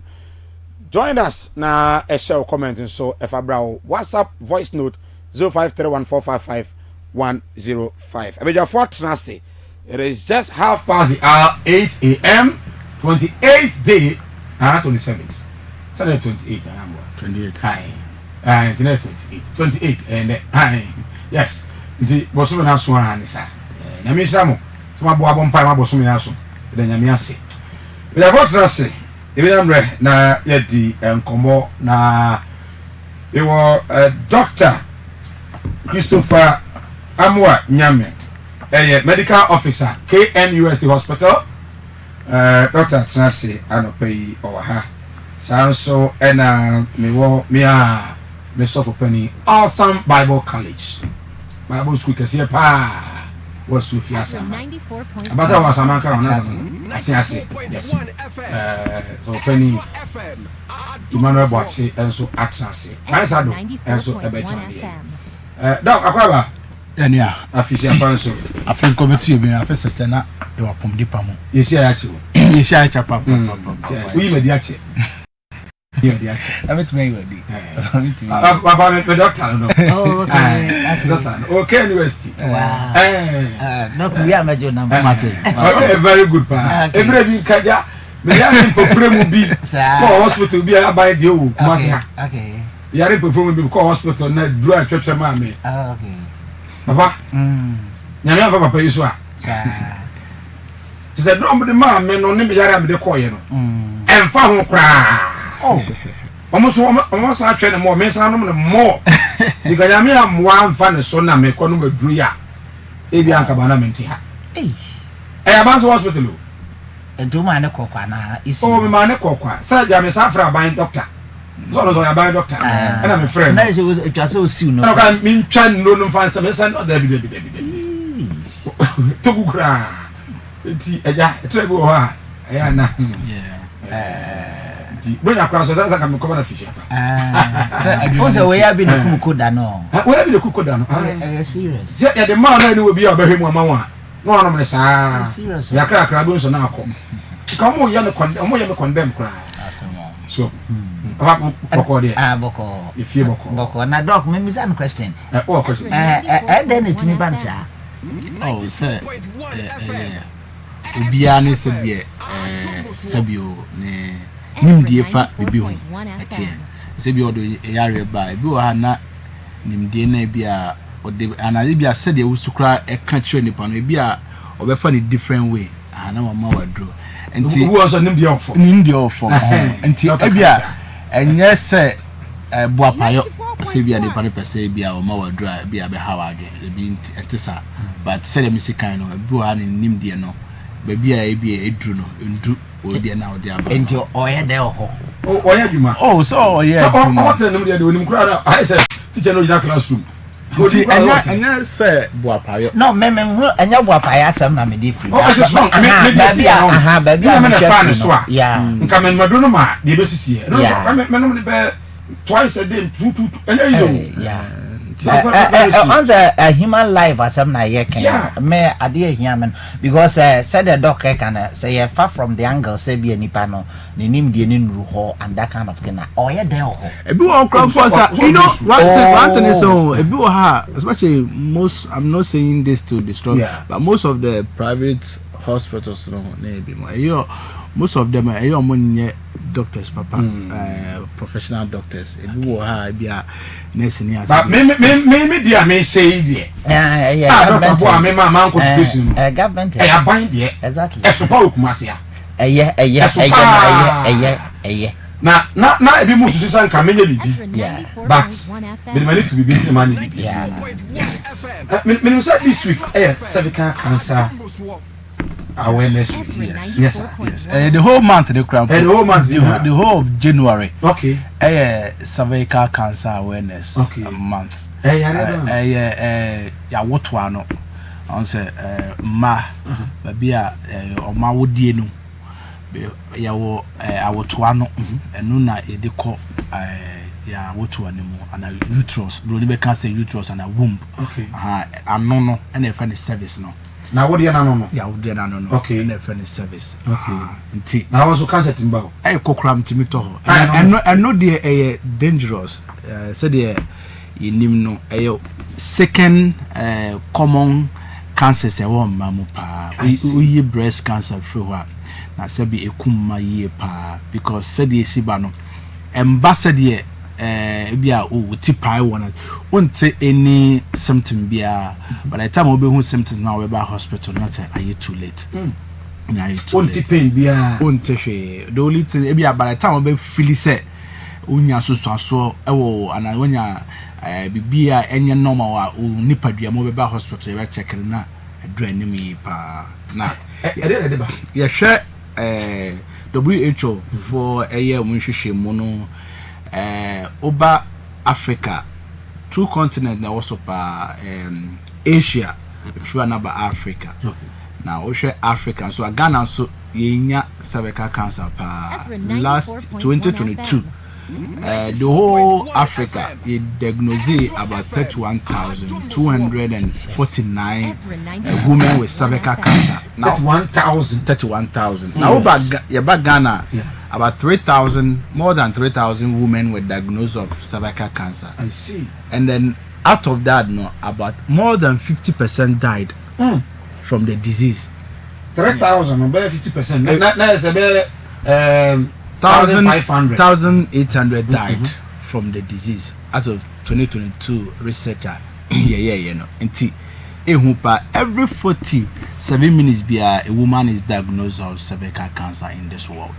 47 minutes. Yes, every 47 minutes a woman is diagnosed of cervical cancer in this world, and it's a dangerous disease. It's a disease that say the whole world WHO did the whole of January from 1st January to 30th January say ye more a hundred and chere opia especially a ma na omosho mo yi ye wo nyoma bebre edeba. But one of the corporate and the most common cause say bruni be fa edebeto no e free aboa bi human papilloma virus, HPV. Na sa HPV muawa no omukoso yare bebre bi kura herpes what genital what bi koso truth issues but you will mean 16 and 18 and I koso cervical cancer no now a sexual transmitted disease. Yes, I say HIV no enti bema no waware seme sofo ti hey na se ya ansi e ho so ne kofa yere ti a na oba ofro no obia e betumi ate de akoye yere easy cra enti samasi ya obi a broni fa no respiratory e ma yinya sa HPV moano akra o hye sex symptom okay o hye said de awoto na no esi efomina you were 2 layers forming your outer layer and inner layer na omo emit at a place the place no emit a friend transformational junction no uswa udi ni sebi enyini papa especially below the age of 18 to 20 years no enyini papa nti say aboa no ekoto ha otimi ekoso cancer ne fast nti early age onset of sex one risk factor pa ekoso sa multiple sex partners said they would can carry no obua sebio dem pranom be de oho obi so aware ultimate na yire ho no ko oba we ho no fa oba we na and that for me busa sof de entia ba ko no ade ba ko say be ma ho ye fa HPV na nyansu so bia sebio but introduce ma oba na ebetimi ndi ko mo TV no and that TV no so doctor can was say and that's no HPV 16 and 18 yes and also yes because sa cancer no nti sexual transmitted disease and e bi won so a awabusuamu e bo asa o ma menya bi genetic DNA o ma menya bi o sister nya bi so a o standing as a higher chance of getting the disease nti service pa no be hwe o kuta hodie eye and any power do be din kuta hodie baba me say breast cancer omo chere so breast cancer there yeah wo hwa be ma no kwa no bo yere fansa fa no funu a wuremu ani hu se bi wo mu ana abajo bi se mu a but we no e be no ba bia wuti e okay so that na me can raise factor person me wie raise factor na me ba say e kwan e be fa so aye ha ena ye wo obi a ni immune system so aye weaken say bi obi a yare abo no ebi wa wo say bi HIV obi a wo diabetes hypertension wo immune system na not as strong as say bi obi a wo ni yare bi a nti say sa mo a wo ni bi wo mu a it easily you get the disease no ena obi a wa use birth control ache family planning birth control no pills no have taken for so long we taking this answer bring your immune system down ema cervical cancer and so it me yes and now my Moses no my house here and no say no we taking for too long hard and so has a fund exercise yes and now to yeah advice say for taking a birth control no especially pills no and now having a lot of children say oh my baby go our will be 5 6 about now I would no sabi ahode no kofo maybe more 30 and 14 now and only na issue say na nanu mo bebre na sa time no na nim de nukura ni ho a e be kwakọ screen na e be kwakọ dab ni nim sa yare no ha and I said your background obesi adi hu ni okay and no see another issue papa because reset bi a hu say e ma sabi omuni omu ni no sa yare e wo mu pa nti oba de at least yare mi twice na sabi wo hwase kama sisi ho yie maybe mo ho dia only time cry tell the video hold the cry sabi o so cry the no sense of myself I no doching no crying hard dream pa hard so dey new my share was so there me back question now be say e kwambe so na be fa so abo ho ban and I say obi hu say wo bi so your free be pap smear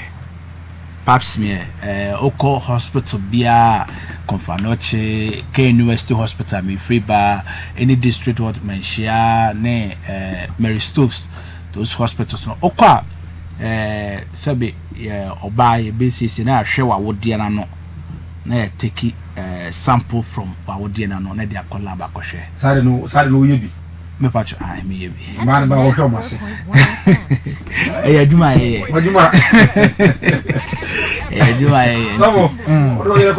so young doctor very young na like as a trainee mu hoye ba ko he na se amaze yare ni kwa nti wo he na hu na ahodro ho de ahodro e wo ho said the make no ene mani na no munya HPV mo na developing to cancer about 80% crowd will not develop the cancer no and to declare it yourself yes and now your vaccine so about vaccine yes vaccine ye dema prevent sa emoa no HPV virus mo no but adeba ko say health insurance and fire abanson found can't boy them papa the boy the year it's around 1,000 there about say one we take it 2 and there is most effective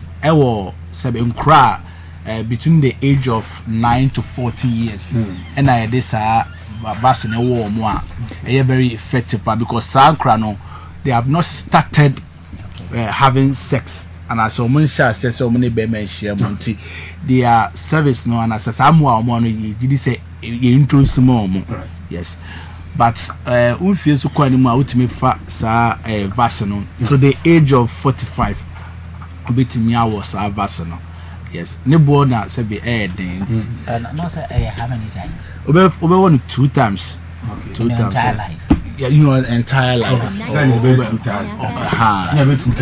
yes there are places be o call bit me anya yes no he's also a member he's also a politician okay yes he's a member of the NPP okay but I was a doctor here oh yes there was because I won't say I'm speechless I'm speechless very young yes and no wonder I don't know my no we know my free am because women health the idea You go to a say I cry a few so. Oh, that me some more. It's a vaccine way. Because sorry, because statistics now the Bible it's scary. It's scary. So that is why one thing is one vaccine way by in the year 2016. Okay. And about Ghana. Now Mahama mfrekunyaso. Oh, until let us a time at the buy and the na your mobile no more ever. You dwell on politics too much because no, there's no political but sorry. Yes. I'm no, I'm imagining your cry. And maybe a son of no, not that. Yeah. But I may share free say once I said the HIV no almost here the no near at that once ya really be a while more than bit much more. Nipa Adibi once accidental you don't plan ube one say I did not no there something like that no omugusua omoye ho nhyehyeye say ebetimi anya no subsidize me sure say medical association multiple present we be have oh yeah even Ghana service omugusua omoye ho nhyehyeye minister of health omoye ho nhyehyeye we are hoping say a time will come you benya vaccine for free but so they make vaccine require another arm of the prevention, but the major part of the prevention is abstinence. Abstinence. Sure, abstain. What worry at now? You know, enko na enko konanam. Udetia de tobacco. Now make sure say you are protecting yourself from any sexual transmission. No sex. No sex. But no sex. No sex. But you know no. Any excuse? No excuse. From a health point of view, no. Okay. Because people to be shown also. Until ultimate shown so I said, no back on the now said when you a condom usher will not protect home from the disease. Reverend, yes, sir. Yeah, commercial, but my initial comment, the appointment. I'm about to say, I say, John Mahama after the group power and yes. Do you also see it in that way? Yeah, yes, I know correct me hupa. Na emsena my skeptical, you know, about it initially, no. Okay. But emse original minister no. In fact, wama me se samadwene about sa your friends say skepticism na may try say me entertain, you know. In fact, John Dramani Mahama say why dear a bold decision and I why no and on the parties no from MPP to NDC no Osha who say I hear people be na kura party na bo ka ye niema bebre ebi kura no mo inherit or mo papa no positions no why niema bepem sabre enti so yo mampani na yakoto aba ewie na obey appointments na utimi hwe saa empanimfo nanim na ugya wo mosi wo ekofa youth no so mo mrambe ya John Dramani Mahama we kasa ya de na me hu niema bebre. In fact, John Dramani Mahama, your president, say, Ezra, 94. Only your friend say, excuse Bia say, on to me performing. Because when my gruntia, or just one time, another chair, or your friend say, majority or parliament, and Tinyama be brave or wha. So you're bold enough. To his advantage. Aha, or you're bold enough. Minima the gruntia be as I bring when Yameno, Yamedina de Abba. Where obetimia sanitizing niema bebre I revolutionize and niema bebre in this country because of so one term no. Aha, but e so na wo dwene ne party no say bia so ye niema bia it will affect the party ne say bia ombesa wene. But me I will plead with him say onye body na and lastly ade na ekoso no say wo hwa enye Ghana nko e global thing. So here from France, we have one more president, also prime minister. You're more you more now. Hen saving Britain, Crano, prime minister. So you more. It was shot in them say global Trump and Crawford. Where you more around this time. Even sometimes more can say Crawford or Motete Pentagon with Monday Chromo Yebia. So they should just remove all of them. It's who said now. Lastly, no one said. Jesus Christ abasa atiso no 12 apostles now are appointed or money. And fact, we movie now who's about the son on this animal, and man, Pacho, and yes, I know. The women now, young people, Obia Cran were probably now across 30. Young people. In fact, John, your Revelation, Revelation, you know, he was the youngest star. Probably because no a teenager. Sir, that is the deception. That is the deception. And yes, I cry. It was a youth movement. When you're 33. Exactly. Now, after that, the crowd was appointing another person to join the apostles. Now, Paul, he was around maybe 29, 30. So, when the youthful leadership, you know, idea. It's biblical and it also it works by right. You're now home for commercial break, a very short commercial break. We'll be back with more issues.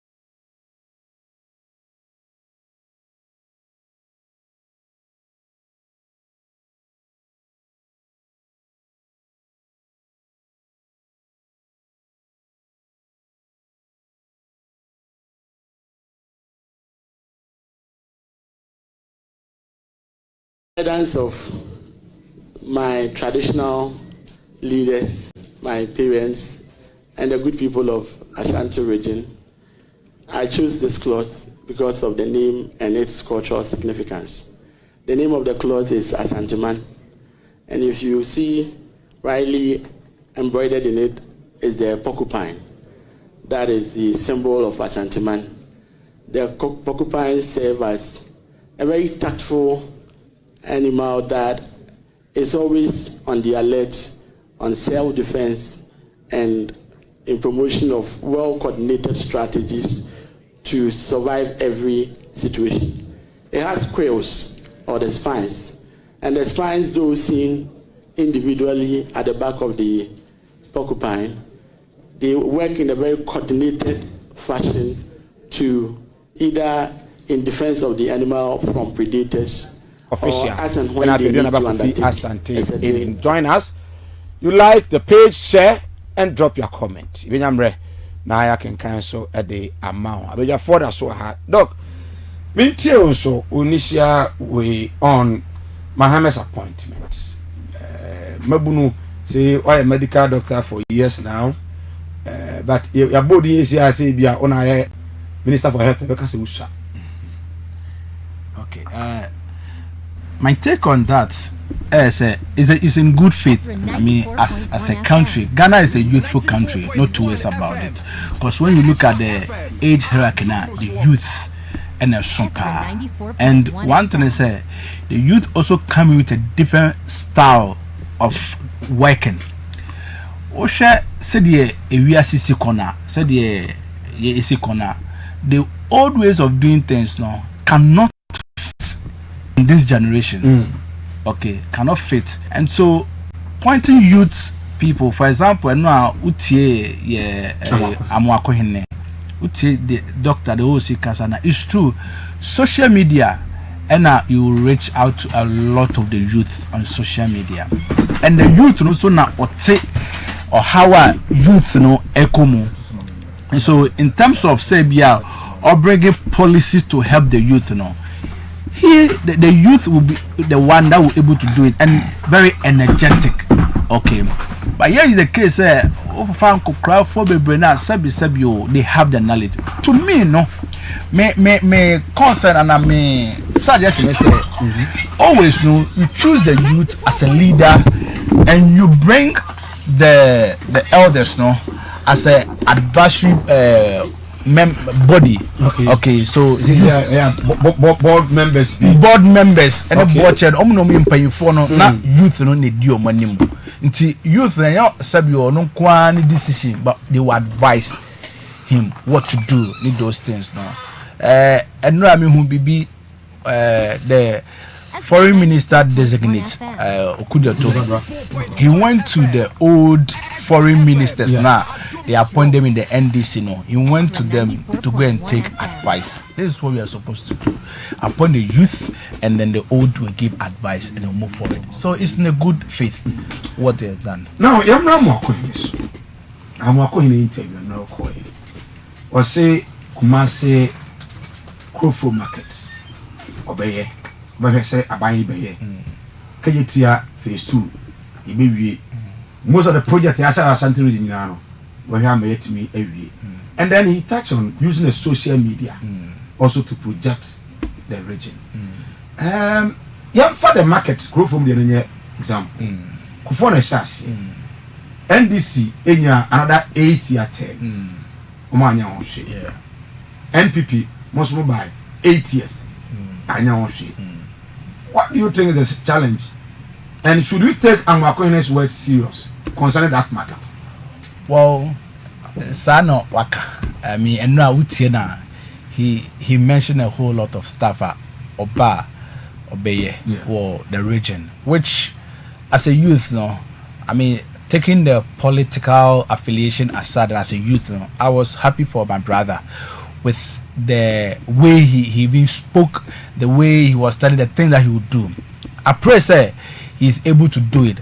But one challenge we as Ghanaian politics in aspect say obi touch there instead of another political party to continue no oba onye because when you say oba no yeah they will give credit to the one who started which is another a serious cause of underdevelopment and undevelopment in the country of Ghana. For example, Krofro market ya we came comfortable odiska ko ramo Ghana siga taxpayers money in ediko ramo and this buy no o man touch it. Listen, I don't know sir what that market so that we should as yesterday even the regional minister designate Cracker said we should depoliticize development. It's true. As a country no, it's a high time say we shouldn't look at the particular, we shouldn't look at what party is in power, but say party A and this ba and MPP ba no share biasa and this ba so continue the same thing and this is so ba no share biasa MPP ba so you should continue so that the country will move forward rather than say adene aye party A ba no ojaro akwaya de foforo the another ska kwhye ba etimi ekoso ye ya anka say be do animo e fa K University Hospital kofo na sha ase o K University Teaching Hospital no it's a big hospital kofo na sha ase and this about so 8 years na they didn't touch it. They were doing so many things in Kumasi without touching that hospital but that hospital no omo touch here na so mududu baby na MPP e buy 17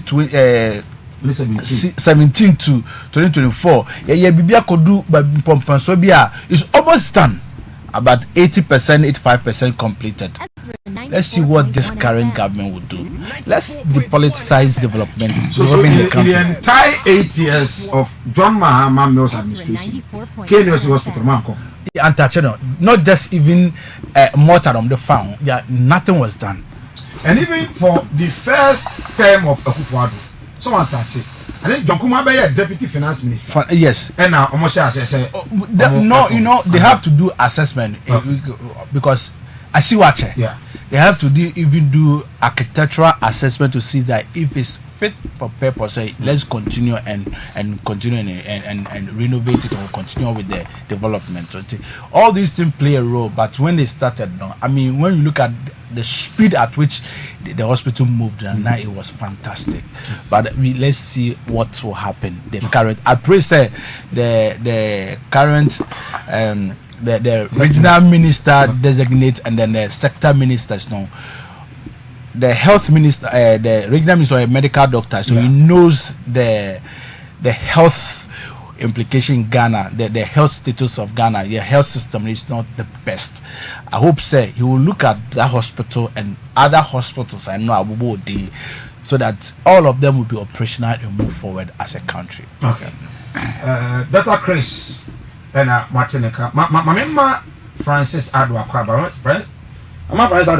Francis, the NDC regional communications team member. He's also a youth. Why is Akwaba? Sir Mike, Yenya. Bibi aboko. Everybody I don't know Bible. Bibi aboko. Me nchia me nuanum so mo e wo me nchen ha sei. Thanks, this is the first time I'm Michelle Doc ne it's very important to also this morning congratulate my regional boss Abbas Nuruddin. Thanks social investment fund no? It's one of the state agencies people don't really as in confirm for many income, but it's very very vital. Social investment see is supported through grants to help the social welfare and your social needs as an entire country.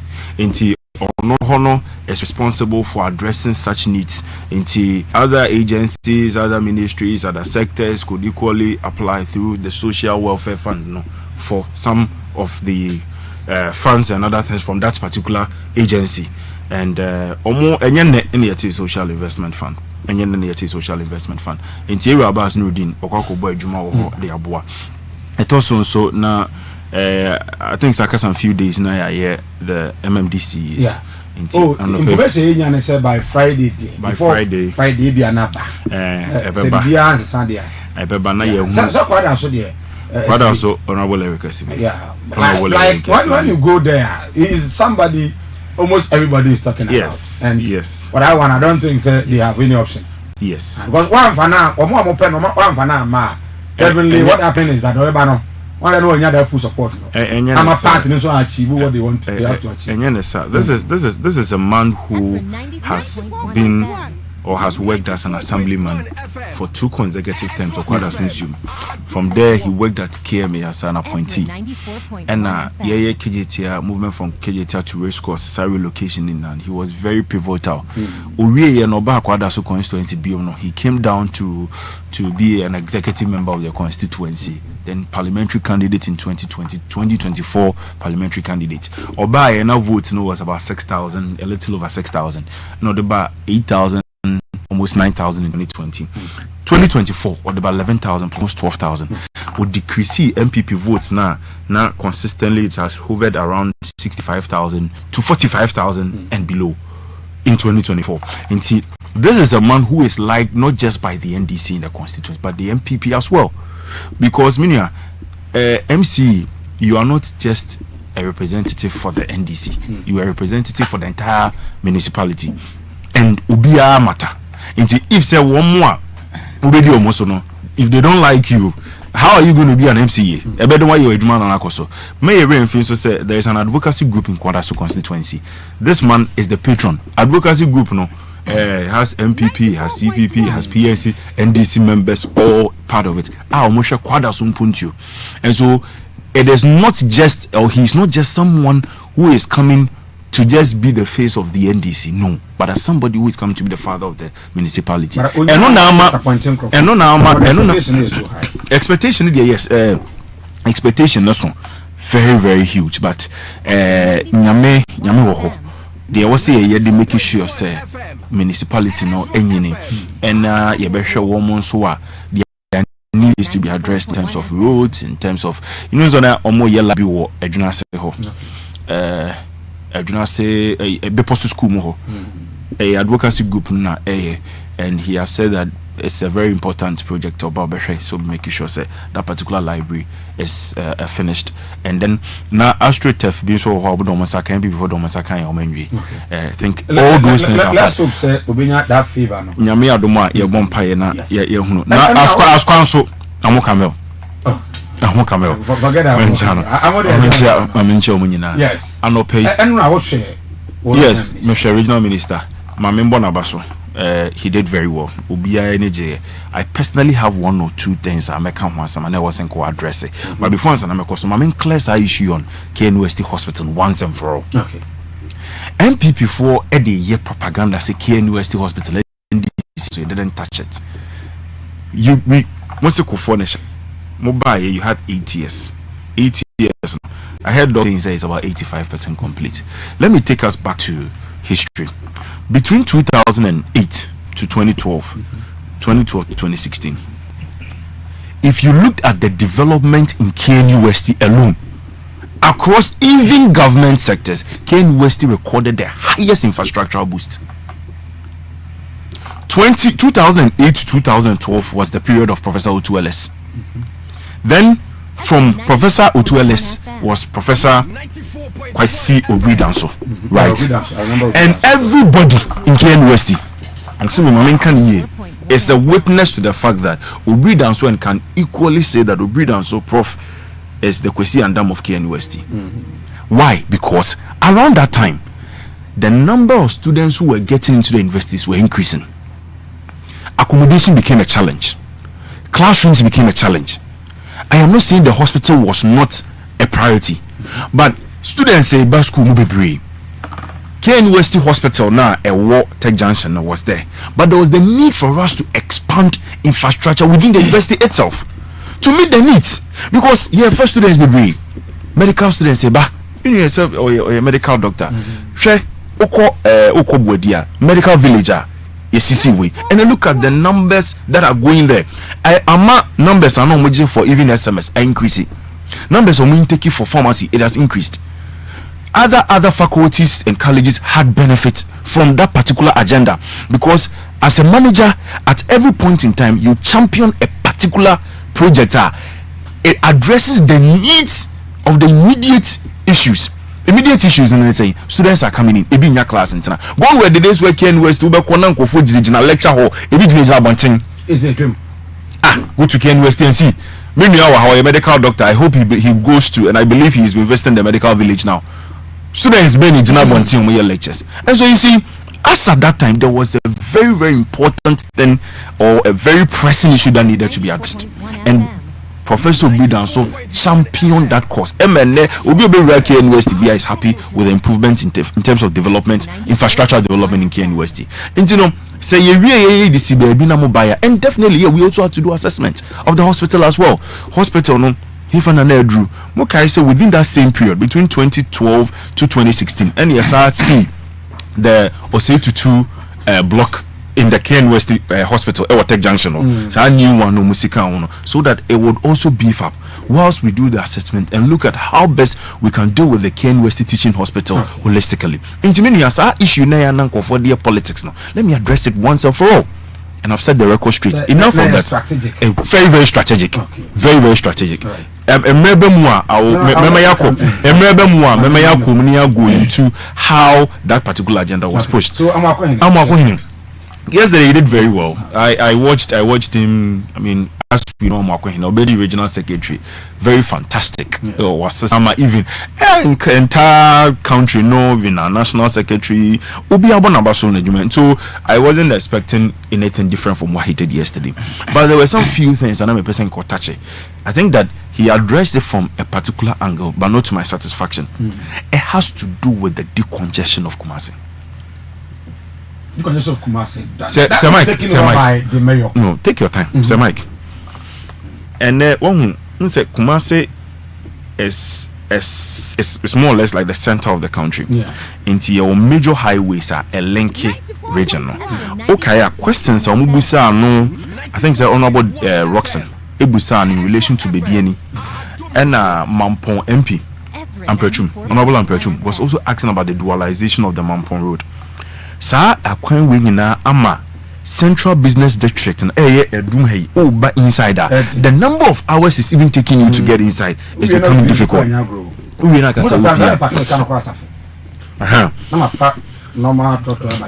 yes, I won't see me. And open maybe I think say kama ho kaka krakabi minim kwan ka na fire owura Central Business District nim wa baba be say and wa block e kwan na sa inti cars no e ka kwan ni ketuwa bi na cars ye de e fa ho na ma say kian ketuwa bi sin wa dia now offloading stuffs in them. Uko UK Central London they have a system where their central markets or main huge markets no you will park your car somewhere like say Lancaster Hall, and everybody's walking towards there.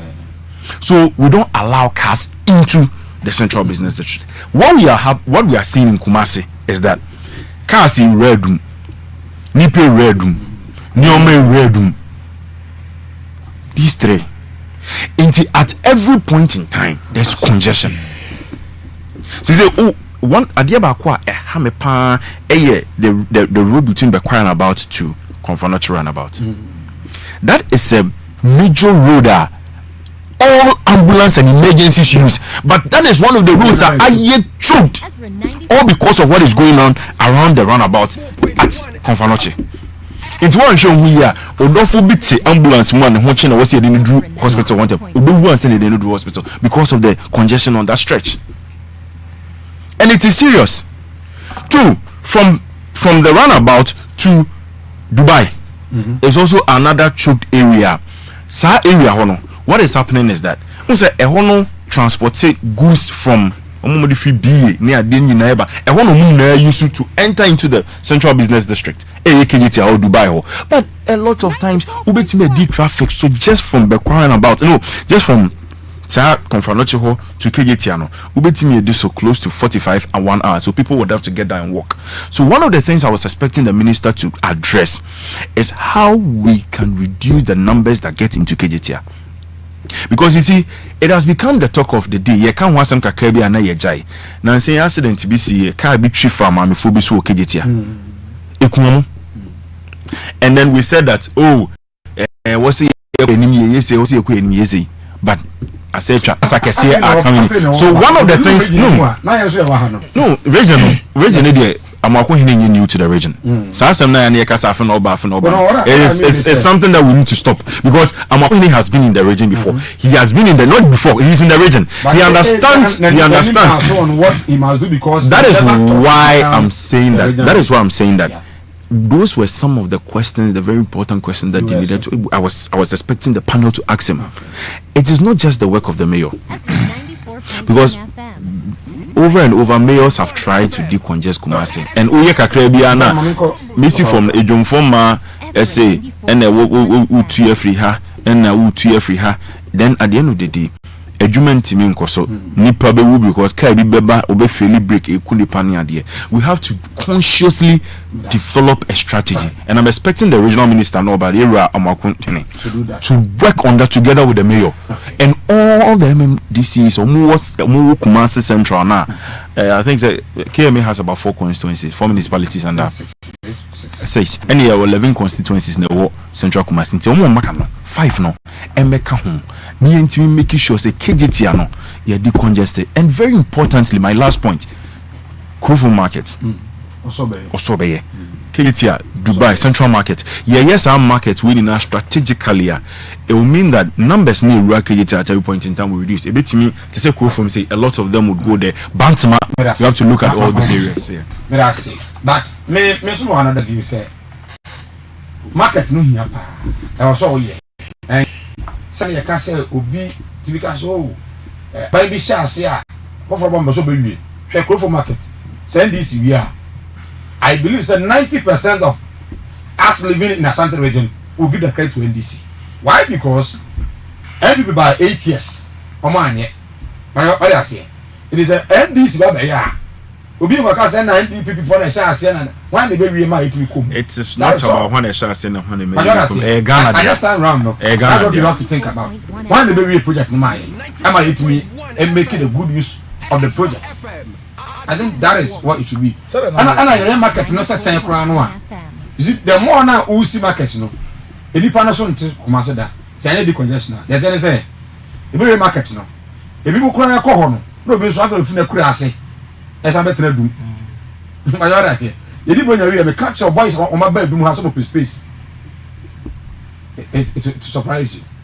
So minti o Amoakohene vetting some of the yes am say nsam de dodo na am say menuanu modi kan abobo ni nyina so entime mehwe ade no from angle fofo say medical kan projects eba obi shase a obi ema meye no enye me hu ni say just credit keke just credit keke o ene bi obi e da hwehwe projects na ya na wo mo dey sorry award no it goes with some friend say money so it is a government bi ba no at the project no ma contractor bi say wonye na omo release sika no na sika no akodi obi ho na afi the next government no be ba no okosa adwuma no ho in a sense ne contractors no ko ho no mu say wawe bi ani ho a they will just just ignore it and move on. So when him say or initiate project for now money will go into those things me feel say no partner one of the major issues Emma government be ba on to our project be so but say ye hwehwemu e de hwehwemu nko a records ni bibia e dey e wo ho e de hwehwemu nko a 8 years and the betuma take you 8 years now we hwehwemu. I don't think that is actually the issue. Sika no a probably a FIFA baby na enko adwuma no mu no ye bi ho no ma be project no ho no na wo hwe records egu ho a nature say adwan kremkura ka ye wie and so be ko no na your friends say 40% of the project no kwan completed. Me feel say eno one of the issues I tell sir there talks to be a mess kan e wo ho ne say my kunim say sa buildings sa abamu for government or tesono or muta initiate no say Mike ebeyo onwanwa say sa stores no any Dubai near my sisi ubon say party leaders members or money nkrofo a dodo na stores ne saa nneɛma no yɛn complete yɛ no obia wɔ ne hyɛ ho etuma sa another party ne ba na ɔkɔ ho hwɛ document ɛda ɛwɔ ho na SMPP fo na aseɛ na wɔn nkrɔfo ɛna yɛ friends stores dodo yɛ wɔn dia NDC fo na hyɛ aseɛ na MPP fo kɔ ho nom sɛ stores na wɔn nkrɔfo ɛna wɔn dia dodo na ɛkɔ wɔn nkyɛn a office ɔbɛyɛ adeɛ na ɛkɔ so in this country no ɛyɛ saa ɔnkyɛ ne honhom no then the winner your friends takes it all no any idea ɛkɔ so saa nneɛma in this country it be visa saa de no ɛyɛ adeɛ a mo media no so mo nhwehwɛ saa nsɛm no mo de ɛyɛ ne yɛhu okay for time no saa affordable friends housing na ɔyɛ sɛ ɔyɛ no obi NDC for banum so MPP for no matches saa dan no nyina de amomo. We had it in this country in the same way now. Obama NDC for so projects be or why MPP for no so call the same thing on the I had an intel affordable housing. Great. I'm a call. Great. What do you say affordable housing no? Bear 5 apartment, Omodia hotel. Wow. Affordable housing no. It's a hotel. Bear 5 apartment. Who always here? A hotel. Wow. But then we do a day 4.5. It be a event say 700. It be a 250 Ghana a day. Affordable housing. I say, ye seem from what you may for no more. A man for Koto at the hotel. As I speak with you today, Sir Mike. Oh, Kumasi. Sir Mike, as I'm with there, I think Sir Yempini phone are interested. And what I wait me on my way now. I'll forward to Yempini phone as soon as possible. It is true. No, as soon as possible we have to address it. No, as soon as possible we have to address that here. With affordable, affordable no. Later no. The Senate. And that's this for so toy. So individual talk and no there hotel. And yes, government I buy no motive ne say. Me my for home. But I buy near money a bona dey to the sense say individual be akoto. And on dey run hotel. 94.1. I mean a business no yeah. There's nothing about business. There's not you see affordable housing. It is supposed to be affordable. But at the end of the day, Senate has housing units at Esuewa. Yeah. Which of them is being used as motel or hotel or guest house? No. And that Senate exists. Senate is a government. Senate is an government. Senate doesn't Senate at all. I'm not there. No, we have to go into it. We have to go into it. I'm not defending Francis. But my brother Francis Asma also unim me enye even no sa obidia ye hotel na sem kra ene de me me interest be bro which is o ma shifted the focus no but your person hunu enipa ko a onya access to sa building no eto ya otiminya sa infantry no say obetimi the attend state your friend is a property like that no into commercial use me just answer no on got more to be a 2 events 1.2 I think 2 bedroom no now 120 but 180 and someone what is and somewhere also in this country no so can see am say we na kwaya MPP for asem to be obi a ehwo no we be fa ba me asma make na general thing a general thing pass otofo say Mike or what is it aban a wona control or my way your friend say your friend say cement bem sika bem eni niam bi bem a ubetima subsidize niam bibia aban ne person ye bia no ubetima subsidize e dey wie that project no na say wo wie now aban no wo edan a wo wasi e dey ama workers no se ne bo e den e chen normal building a ebi ase nipa na aye na jinso okoto ne land asi a mente sasam na se eye ida se sika na aban etwa se omudi ye project wa ha no enya se sika no ene ko sa project na dai ewiemu enti na mane bo ye den sa because se sika na no mutwa ede ko ena ye wo omo monitor ehwe se oya in this country ye ni miam ekoso bebreu the auditor cry wa fan so onko edit no be kwa je bribe because Dramani John Dramani wa Akufo-Addo ono what your friends Jubilee House eti dia de bebrem bia your report but adia nka say wo form ho no obi anim dia koso in this country enti sanya ma na ekoso Ghana ha no etwa say ye ma ye ne de da ho ne ehu de beye de toso bia meka e dia afa ye regional minister no ni on say yen na obi ekasa na obi ekasa o young no ye youth o young o youth na yama youth ni kwan but say wo hia already ono ankasa ni profile na etwa so hu say ade ba ku bi eye key your friends say factor eno na aboa na mana beduru ba bi e wa ba beduru so wo hwe na educational background wo hwe ba bi a wakoko school sometimes within the same period na o ye courses be mienu. These are the things me feel say your youth no so now mu tie ni ya it was more than esua free your friends said this young man ho or you be a hard working multitasking and that uchanyama and some the one no reading profile. I was just watching and say wow, around the same time no yet two different courses until or you be our far education self-development so serious and none idea pushing this man to baby at the wababedri. Unim obi a young person baby a babedri. Sama radio say oko Bible mu a. Unim say 3,000 years 3,500 years back. Na Moses otimi tro etimi kenkan.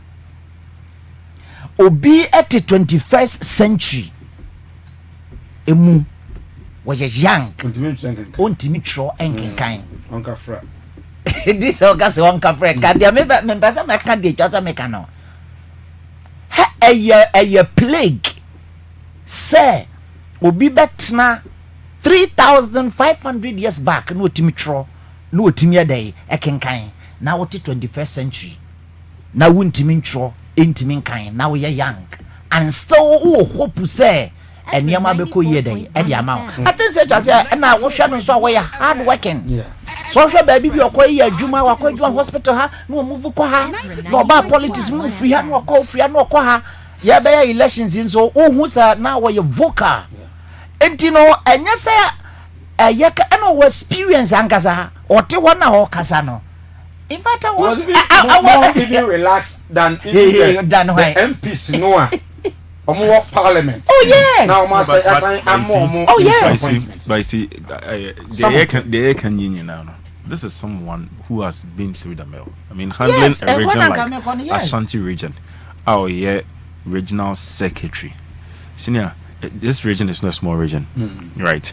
I mean, we share other regions. MPs not. MPs. I mean, we'll be our student leader from Nooks to all those ones. I mean, you've had to deal with vetting panels and other things. So, me no, the Dr. Amoakohene me to me it's not new. Okay. Because this. I mean, so they work on the profile speaks for himself. And so you don't expect such a person to sit there and fumble. All right. Yeah. He'll be able to go. Yeah. And you know, the American pioneer say, I think last time I'm no didn't come. I'm so no interview. And an American say, you know, we are younger. Emma and Rashi go through the mill.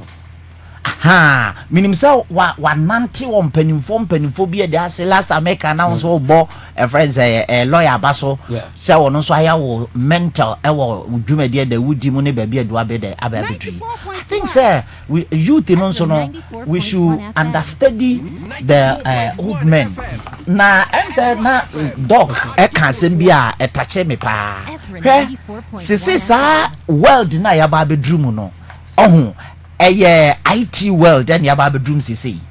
Enti say mpanimfo no. Computer crowd. Ya woniema bi what they can do it. Ena minim dok mo na so to betima kire niema nisu kakra. Me fun ye kita mi. Minim me marketing kete no. Me ntisa sam na si o. Ade obetimi adai. Minim hawa. 94.1. Minim scientifically omonye sanji entwemu na da meche de ntia omutimi nim sa de no more than that. Merci. Nyame adomo a eda kwasiada we dem etum sa afremu nyina mo am ha nyina. International Council of Churches and afi Ministries of Great Britain. And House of Ezra Worldwide Ministry Akabum, where consecration service of an apostle elect in the okay. Bishop. Okay. Udi for Kofi Amponsa. Okay. See, yeah, elevator at now apostle level. Okay. The mom of the black Kofi, dark Kofi, Udi for no. If you consider that crow, see. We are International Council of Churches and the Ministry of Great Britain and the House of Ezra Kabumu. We are about 2nd February because the we are 9 a.m. Our House of Ezra Worldwide Ministry. And we must soon contact. Inti the flow bia the fans in our we say ho bia we say ho go say ahemo an yesia Sunday there na ija there na itwafa ye ho no taw afina na ya House of Ezra ya be support papa amadwuma de na akoso nti duru ha mun share papa so ya no trin kwanya mi share no nkoso ha enya okese hi Ezra 94.1 FM and of course Ezra TV. It is just 32 past the of 9 a.m. Doc, me mra I heard all the can now fi yemshe one Daniel Opoku is the name correct? My main checking the name no. Maybe near the right name. Yeah, Daniel Ofusu Apia. Was here one penny and revoke the constitution no. I think is it article 146 or invoke article 146 in our constitution. Na onfa enyi Bosman Asare Tete Apia Hene and Jane Mensah in free office. 1, irregularities in 2020 general elections. 2, and so ASA you know omo sa omo enya representation of parliament and the incompetency as he claims of the electoral commission on peninye movement free omosem apia ene kwade do say apia ene social media ane nkomo bibiri ho a je say oye party ba na oye adwuma no ena isi ni nso no na we bibiri ho ma ya amo happiness in 2020 election mo mu ye na yenye position no fan free Ezra 94.1 the kai say NDC fo bi make that comment no France de binim say okan bi dia say omo ba Jane Mensah edwuma ba hwere no is that a line you won't say omo fa so ya na manema on 6 minutes okay so Mark me pese me clear some ibia Minia Francis na okasa na okan wasem about KNUST I mean KNUST no the hospital is a health under the health sector and the university no is under the education sector okay and KNUST hospital no it's not only for the university but a best serve as a backup to Confanoche okay into such a monumental project government oba now or say or more share the university no educational aspect of building infrastructure in the university nti omujai no enkwa then there's an issue also omusi kakra so e support the current one the current hospital in there yes we did a lot there the hospital what did you do what the 2 hospital is under the university you see I am a staff of KNUST. Yes, at the end of the day. I am a staff of KNUST. The hospital, no, IGF. Also, to the IGF now. It was being with the university. So is it IGF? Is the university that brought that project up? Is it central government? No. Okay. It's not central government. I get you. It's not central government.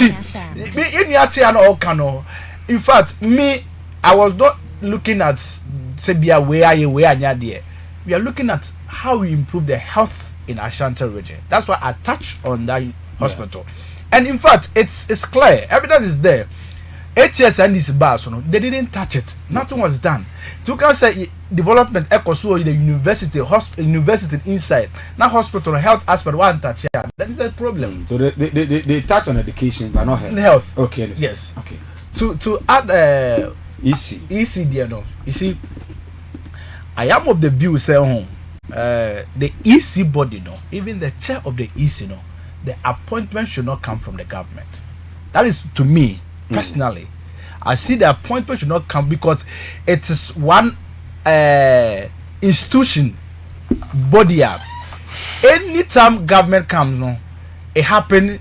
Charlotte or say there's so many things that when MPP came to power, no, we found out that no, he did so many things bidding for the other party, so irregularity, so we took her out. The same thing, Jane Ebayo, no, to me, she performed her duties as a commissioner performed. Fine, there will be a time things will not go as it's supposed to go. For people being killed, irregularities, no, election will not come 100% pure.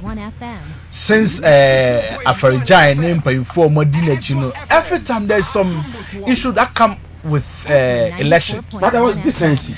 Decency. Why is it that it's that way? You see, you know, to say, why? That's what I'm saying that because when a party come and appoint a commissioner, the other party will feel like, oh, commissioner now or power and opportunity. Me, I'm more opposition. He will do something evil against me. So no matter what the current commissioner will do, no, the other party will not be with it. Rollins, but what the NDC eco position. Remember, I said, supervise elections are NDC co position. No one touch Afarijan. Kofuaba one touch Afarijan. We only saw this from Charlotte say. And as I say, I'm a Yehudi, and I'm a one. Yes. And unfortunately, so no, Obia, so no, Mocratize or Mono. Almost they are buying about. Charlotte say brought NPP. Yeah. Okay? Yeah. On the supervisor elections, I didn't NPP buy about power. But NPP buy, you know, there were petition. I'm a YEA, no. Now, Jane Manson also the NDC, there's a petition, say, you know. Sure, and I'm now me can say, I mean, when you look at how the political environment has become now, the ecosystem, it has become so dicey, very, very complicated. That you cannot run from A, and then everybody feel like, okay, Uba, you know, why am I bidding? And so, no matter what you even did, even bringing me to power, I must take you off and bring other person. Until Osha, me first comment I'm making here now, we should not. The EC official should not be there. Should be an article or any other thing that you can do to, so that the EC can be independent, not regard government to have independent. No, but government appoint them. Yes. And the moment government appoint them, no. For example, Charlotte Bay, you know, he did something. Some biddings are. When the petition came, they go on the mail and everything. Find out that yes, no. The same thing, sir. Jane almost so once why some things be serve for there, no people dying on those things. So my petition. Let's see how it goes. Because me, I feel like anytime there's that, you know, people feel like, oh, they are not doing the right thing, a whole lot of things, because you feel that any party they are appointing, no. So that's what I would. This is Mike. Wait, there's a you can say if you want. Sir Mike, I know they want me insist their anchor. And if you say that, then I can also say the petition for the removal of Charlotte say was from the MPP. Sir, me comment that time, Momo can you? And I may just say then we can equally say that for them. Sir Mike said the dog kind. I agree with him in his preliminary statement. Said any kind say allow the Electoral Commission to be touched always. I think Enuntina, His Excellency John Dramani Mahama has taken the bold step for the formation of the committee to relook at our constitution, the constitutional review. It solves everything, and we have to applaud His Excellency John Dramani Mahama for that. Yesterday there was one Professor Jamefe, Justice Jamefe committee. ABC 2010. It had the likes of Professor Munatuguba all in. It was a 984-page document review on YEA. Now, under the leadership of YEA, Chairman Sabunsu, and then lawyer Kasatimo, almost a committee, and also a similar thing. John Dramani Mahama said we should put the two documents together. and then do a holistic review of our constitution. And may are very sure that the holistic review of the constitution will address all these challenges. You're going to say, okay, fine, going forward. Yes, we bar or see electoral commissioner, you say electoral commissioner, you say. Sir, review no so urban. Sir, review nebana, they be amendments to the constitution nebana so no. It would also look at the code of conduct of public officers. His Excellency John Dramani Mahama is committed to. There should be a code of conduct. You see, you can't sit and say because I'm independent, you know. Bibi am a person me biano. Me hon kwan say me. Mami we petitioner akono. At the end of the day, the lawyers will say that a prima facie case is a prima facie would have to be established. Your legal term say we should be able to identify and have grounds on which the basis on which such a petition is being worded, and almost some more cano. So in does it hold water? CBT marginals for ADIS decision of removal. Now, my many Ninyoma why de bebre edoso. You see, even if I should just enumerate two. One is the disenfranchisement of the people of South. Sancho Kofi, Akpafu, Lekpe, and Ololobi. These four areas put together. Some constituency in Assam. And may quote the words of Professor Kwekwaza. He says that it's a cardinal sin on the 8th Parliament. Say Omutimitina si ye Shehaima electoral commissioner deliberately a whole 4 years of the life of Parliament in 4 years. The people of South were not represented, and Mami way this is gross incompetence, it's wickedness, and it's against the constitution because the constitution says that there should be a fair representation. 94.1 2020 people had to lose their lives because of election, and rightly so. You pointed out that of Dr. Farijan. Oh yeah, easy. Rollins now appointing under NDC. Or the Kofo buyer, or the NDC buyer. Then you see his time was up, or Koye appointed. MPP boss why say no. And you see, Adebia you'll be beef. If Akufo-Addo had less at that time, and a Mameno Charlotte say one touch here. I don't think we'll get here where people now feel. And you see, I've consistently said the way Ghana it's no be sorry or the Marana by church petition. No, they are going to you so far as say in the and Mami Yusu Brofu. Yes, say it is subject to the decisions or the discretion of the judiciary. And no, there is problem. No, subjecting it to the discretion of them. Enti so omo tena so no hwena sa asem na nipa ne de bae no omo hu ne se omo ye nipa omo hu ne se nyansa na sa asem na aba ne insuo wo mu a then they can push the case further. Se asem no se omo hu ne se asem na ye de aba no ehu hia se push here, they can set it aside. Enti ebedu baby no obi abe sorry no the petition call. Look at what happened in Parliament recently between the judiciary and the Parliament. Ekwe and His Excellency John Dramani Mahama made mention of it. That is the main reason why constitutional review we And yes, sir, we get to a point where you be elected, you be appointed we so on call. Obi ba ya yen free ho.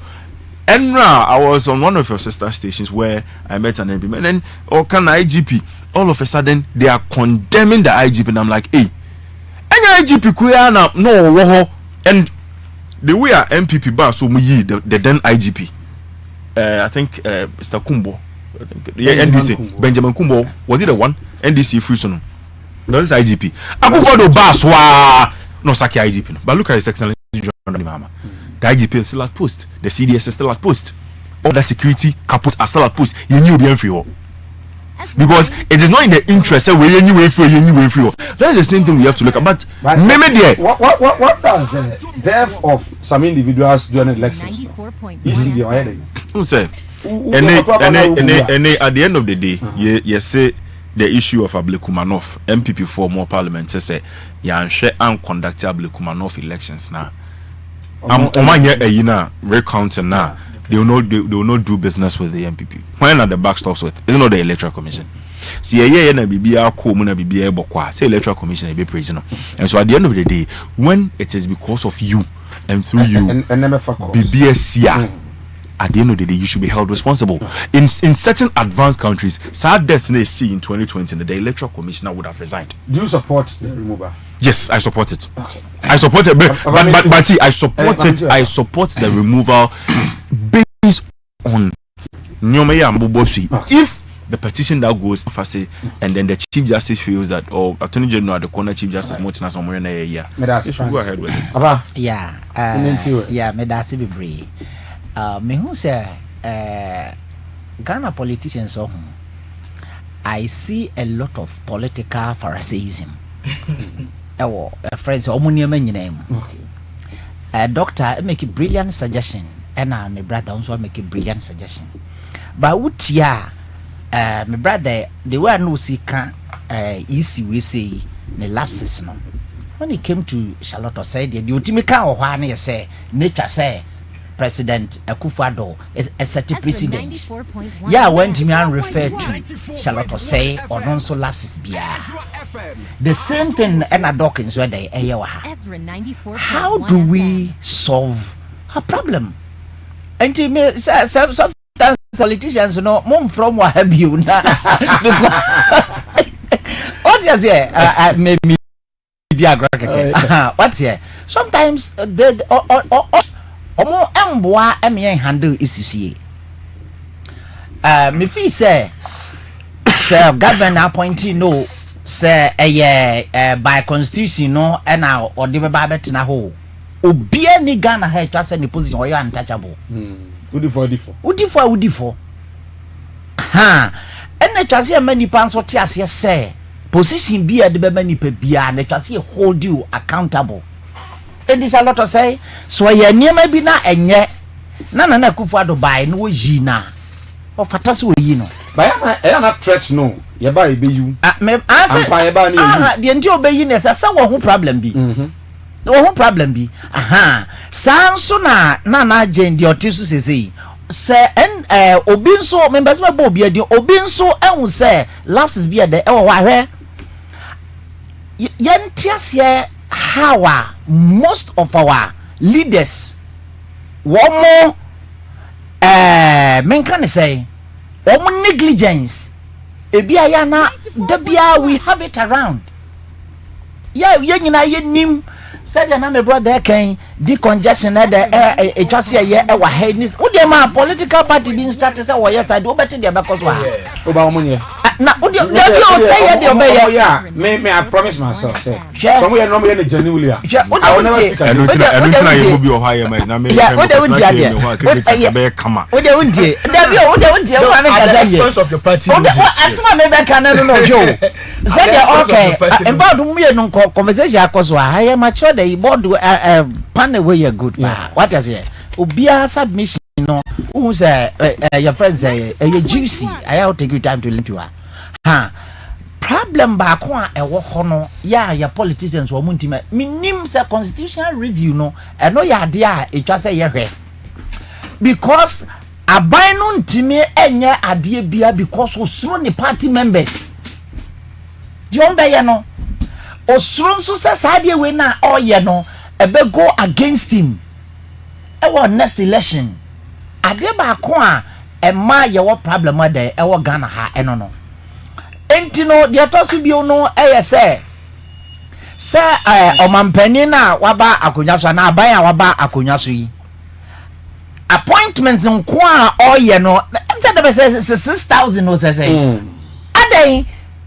adan na just nipa party ba kwa banti ya mano position ndoso na position adentia no edoso Matias yo edoso yenya permanent people but so edoso no yes Sophia Akufo kan say state agency say appointee CEO in the constitution they are not supposed to sack if there's a new change of cabinet. They are supposed to be there. Retirement yes, they are supposed to be there. But when I come, I can't work with you, so you have to step aside. I will sack you regardless. But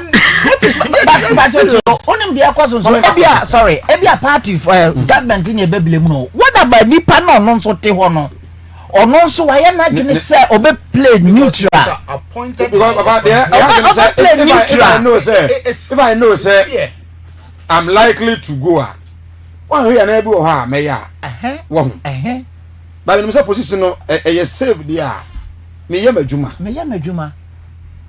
Yeah, I think that's why there's also there are so many things when it become, for example, the CEOs and all those stuff. No, Gavin Webano, where you on my phone. If and can Omuma playing fair apply, who apply now. And no problem, doctor. No. So it's so you see what I'm saying? Okay. Everything has been politicized. Every agent in Ghana has been politicized, even to the point state security agencies, doctor, which are not supposed to be. And medicine, medical. Everything has been politicized. Mami makosa kra. Na embe rapport up. My embe kosa kakra. 0558620300. 0558620300. 0208340412 0208340412 Ipacho we inside anyantia into ba you go straight to the point na yetimi ate wonka TV Ezra Radio 0208340412 and afi 0558620300 yamko na yempeke mokos no. Hello, good morning. Christ na so yen kan. Enkan so mania. Oh, se ma ke na mi support. Abo se yan what that do we. Boy, you mun say. Ni the excellent zone of what the money ma ya did fa pa ko wa che. O na che kura. So pa di no ya we le che. O ya na so go ba adan. The you know go to see. It is just one you kura wa che kura. And I use so you mo no in the picture man. We used to survive when you go crap. We used to see the first day. You don't even already read the ministry, but you can't manage. Now, come on, I say, but Cocrafon was a common your body, sir. Cocrafon in your body, sir. Now, all right, 50208340412 0558620300. Hello, good morning. Good morning. Yes, sir. Do not be afraid. Free. Pacho, you did the promise. Sapo, the Catholic Council. Come into you. The market. You will be the phone every day from your operation. Maybe reverence will be on the channel. No, sir, Mike. No, because I that Charlotte or say, you have the appointing now. And never take a young guy, a gentleman appointing now or buy him. 94.1 So that you see, what are the NPP everything? Power. And another one will be Charlotte or say, and what the Jana knows or buy it. And at 2024, also, and said, that is said, I want to point it this year. Make your son, not a missionary. And I don't know what was the position up for. The entire about I said, also 22. Again, and anything. Number one, it is not to say, you know, I want to sit up for young family. And then, okay, a better secretary for 1 year to now. What dinner and this is not interesting. Oh, young family, it's going to be not credible. Take over there. The new man dinner between 2024 and the can go so. I want to anything. Customers in your the one thing about putting them to and that is like you know for man. Also, you know what you say. I can tell. About your position. You know what you know. It's a more problem. That's all. You go in your fight. Okay. There was a busa. I'm on your phone. Say a dientia. A dear no moon opposition with the EC. Now, Omba Bemwa. Yanasina Yanfa, the next 0558620300 0558620300 0208340412. Hello? Ezra 94.1 FM. 94.1 FM. Obet me Alfred 0558620300 0558620300. Good morning. Hello. Yes, sir. Would be Alfred from me? Yeah. What am I watching you? Nana ain't you on a pay. Don't say, sir, you needless. You should be anyone who to me say. wɔn mo bɛ mu bi ɛni power wɔatɔ wɔn want to put them back in ɛsɛ npp nyɛ de wɔn mo ɛka wɔn mu ase ada na wɔn ba akɔhyɛ edc bɔ ɛdi sabia no so yɛ sɛ wɔn no party no wɔn ahyehyɛ nneɛma yie wɔ fam hɔ no ama nkɔfoɔ anyɛ wasɛm antum na sɛ olusu ɛmfa nkɔhyɛ edc eti saa nkɔfoɔ no a wɔn kasa it's a mama enyi maame Charlotte ayiwe jena na emfiri wɔ no ɛnyɛ ne kwa no ɛna wɔn deɛ ɔde toto ɛyɛ ayiwe Charlotte ɔsɛ no ho a Charlotte ɔsɛ no ɛyɛ nipa from yisi hɔ no a tutu amadu sule nom nya bi no petition sɛ ɛnneɛma bi kɔ so wɔ hɔ na ɛmoa ɛna wɔn de kɔ Supreme Court na Supreme Court wuni sɛ na n'abɛtumi ayi na ma president eyi no nti wɔn ni deɛ no wɔn ne charge ne sɛ wɔn mu mɛka mi nti ne charge paa ɛne sɛ a ne nti enyi ne so yɛ ne saa yɛ sɛ wɔ man no Mr. Mahama ɔman no wɔn ahu sɛ deɛ ɛti o ɛna ɔba yɛ so wɔn program sɛ wɔn ti mu adwene ne mu nkɔ a mɛmu no so ne gye ayi si bɔɔso no na yɛ wɔ adwuma na ayɛ ne yɛ a Ghana fɔ bɛto amu so ɛda me so me da ase mo na mo frɛ MTN mo fa nkyɛn paa sɛ na ɛgya mia mata dum no kura to baabi kura 0208340412 0208340412 I think say is it the MTN aba okay hello good morning hello good morning Mike. Yes minti Pache Jamal ni mkasafiri wa maase. Sini ayenko. Achama menchia me boss about already na menchia ba parisa. Na menchia kintuba the incoming mayor of Basintale Kumasi. Jamal, this boss die wa tempo. Because we had jumadi obedi 2020 and na me so nipa 8 in the wuye. That time the Chima South, omo kai wie ya na we declare omo ka se de bi. Yes I recount. Omo ka se ntumi ya recount de so omo pa. Ya fa kwa Eduru 2024 de wotu nse ya recount ye. So na de wa mama ye du she se tama ye tere bi. Ka to say ye je ko na ka fa kwa letter area. Na chere se ba ya ma ko ho beton because e go ha de bi e firi no kwa district office na power. Cash ka kura ho de. So what ye da wonye. So no ne ope no be obi da ka se na no ba bo ne be no. Bo ne yi fi aye. Ato na ate no ye ho hwe ye. Na se tam ko delay answer no ba. Okay, but I say hello good morning. Hello good morning. On radio. Yes, sir. I will say who are taxi driver here. Robert, see, me tell you, catch it, ain't you? Now, what's that? This is how it was said here. On that, there is an issue. Not issue of. It's not any issue of now. Now, you say, what's that? No, imagine, amount of, say, you need to answer for you. Ezra 94.1 FM. 94.1 FM. Now it's now area. Yes,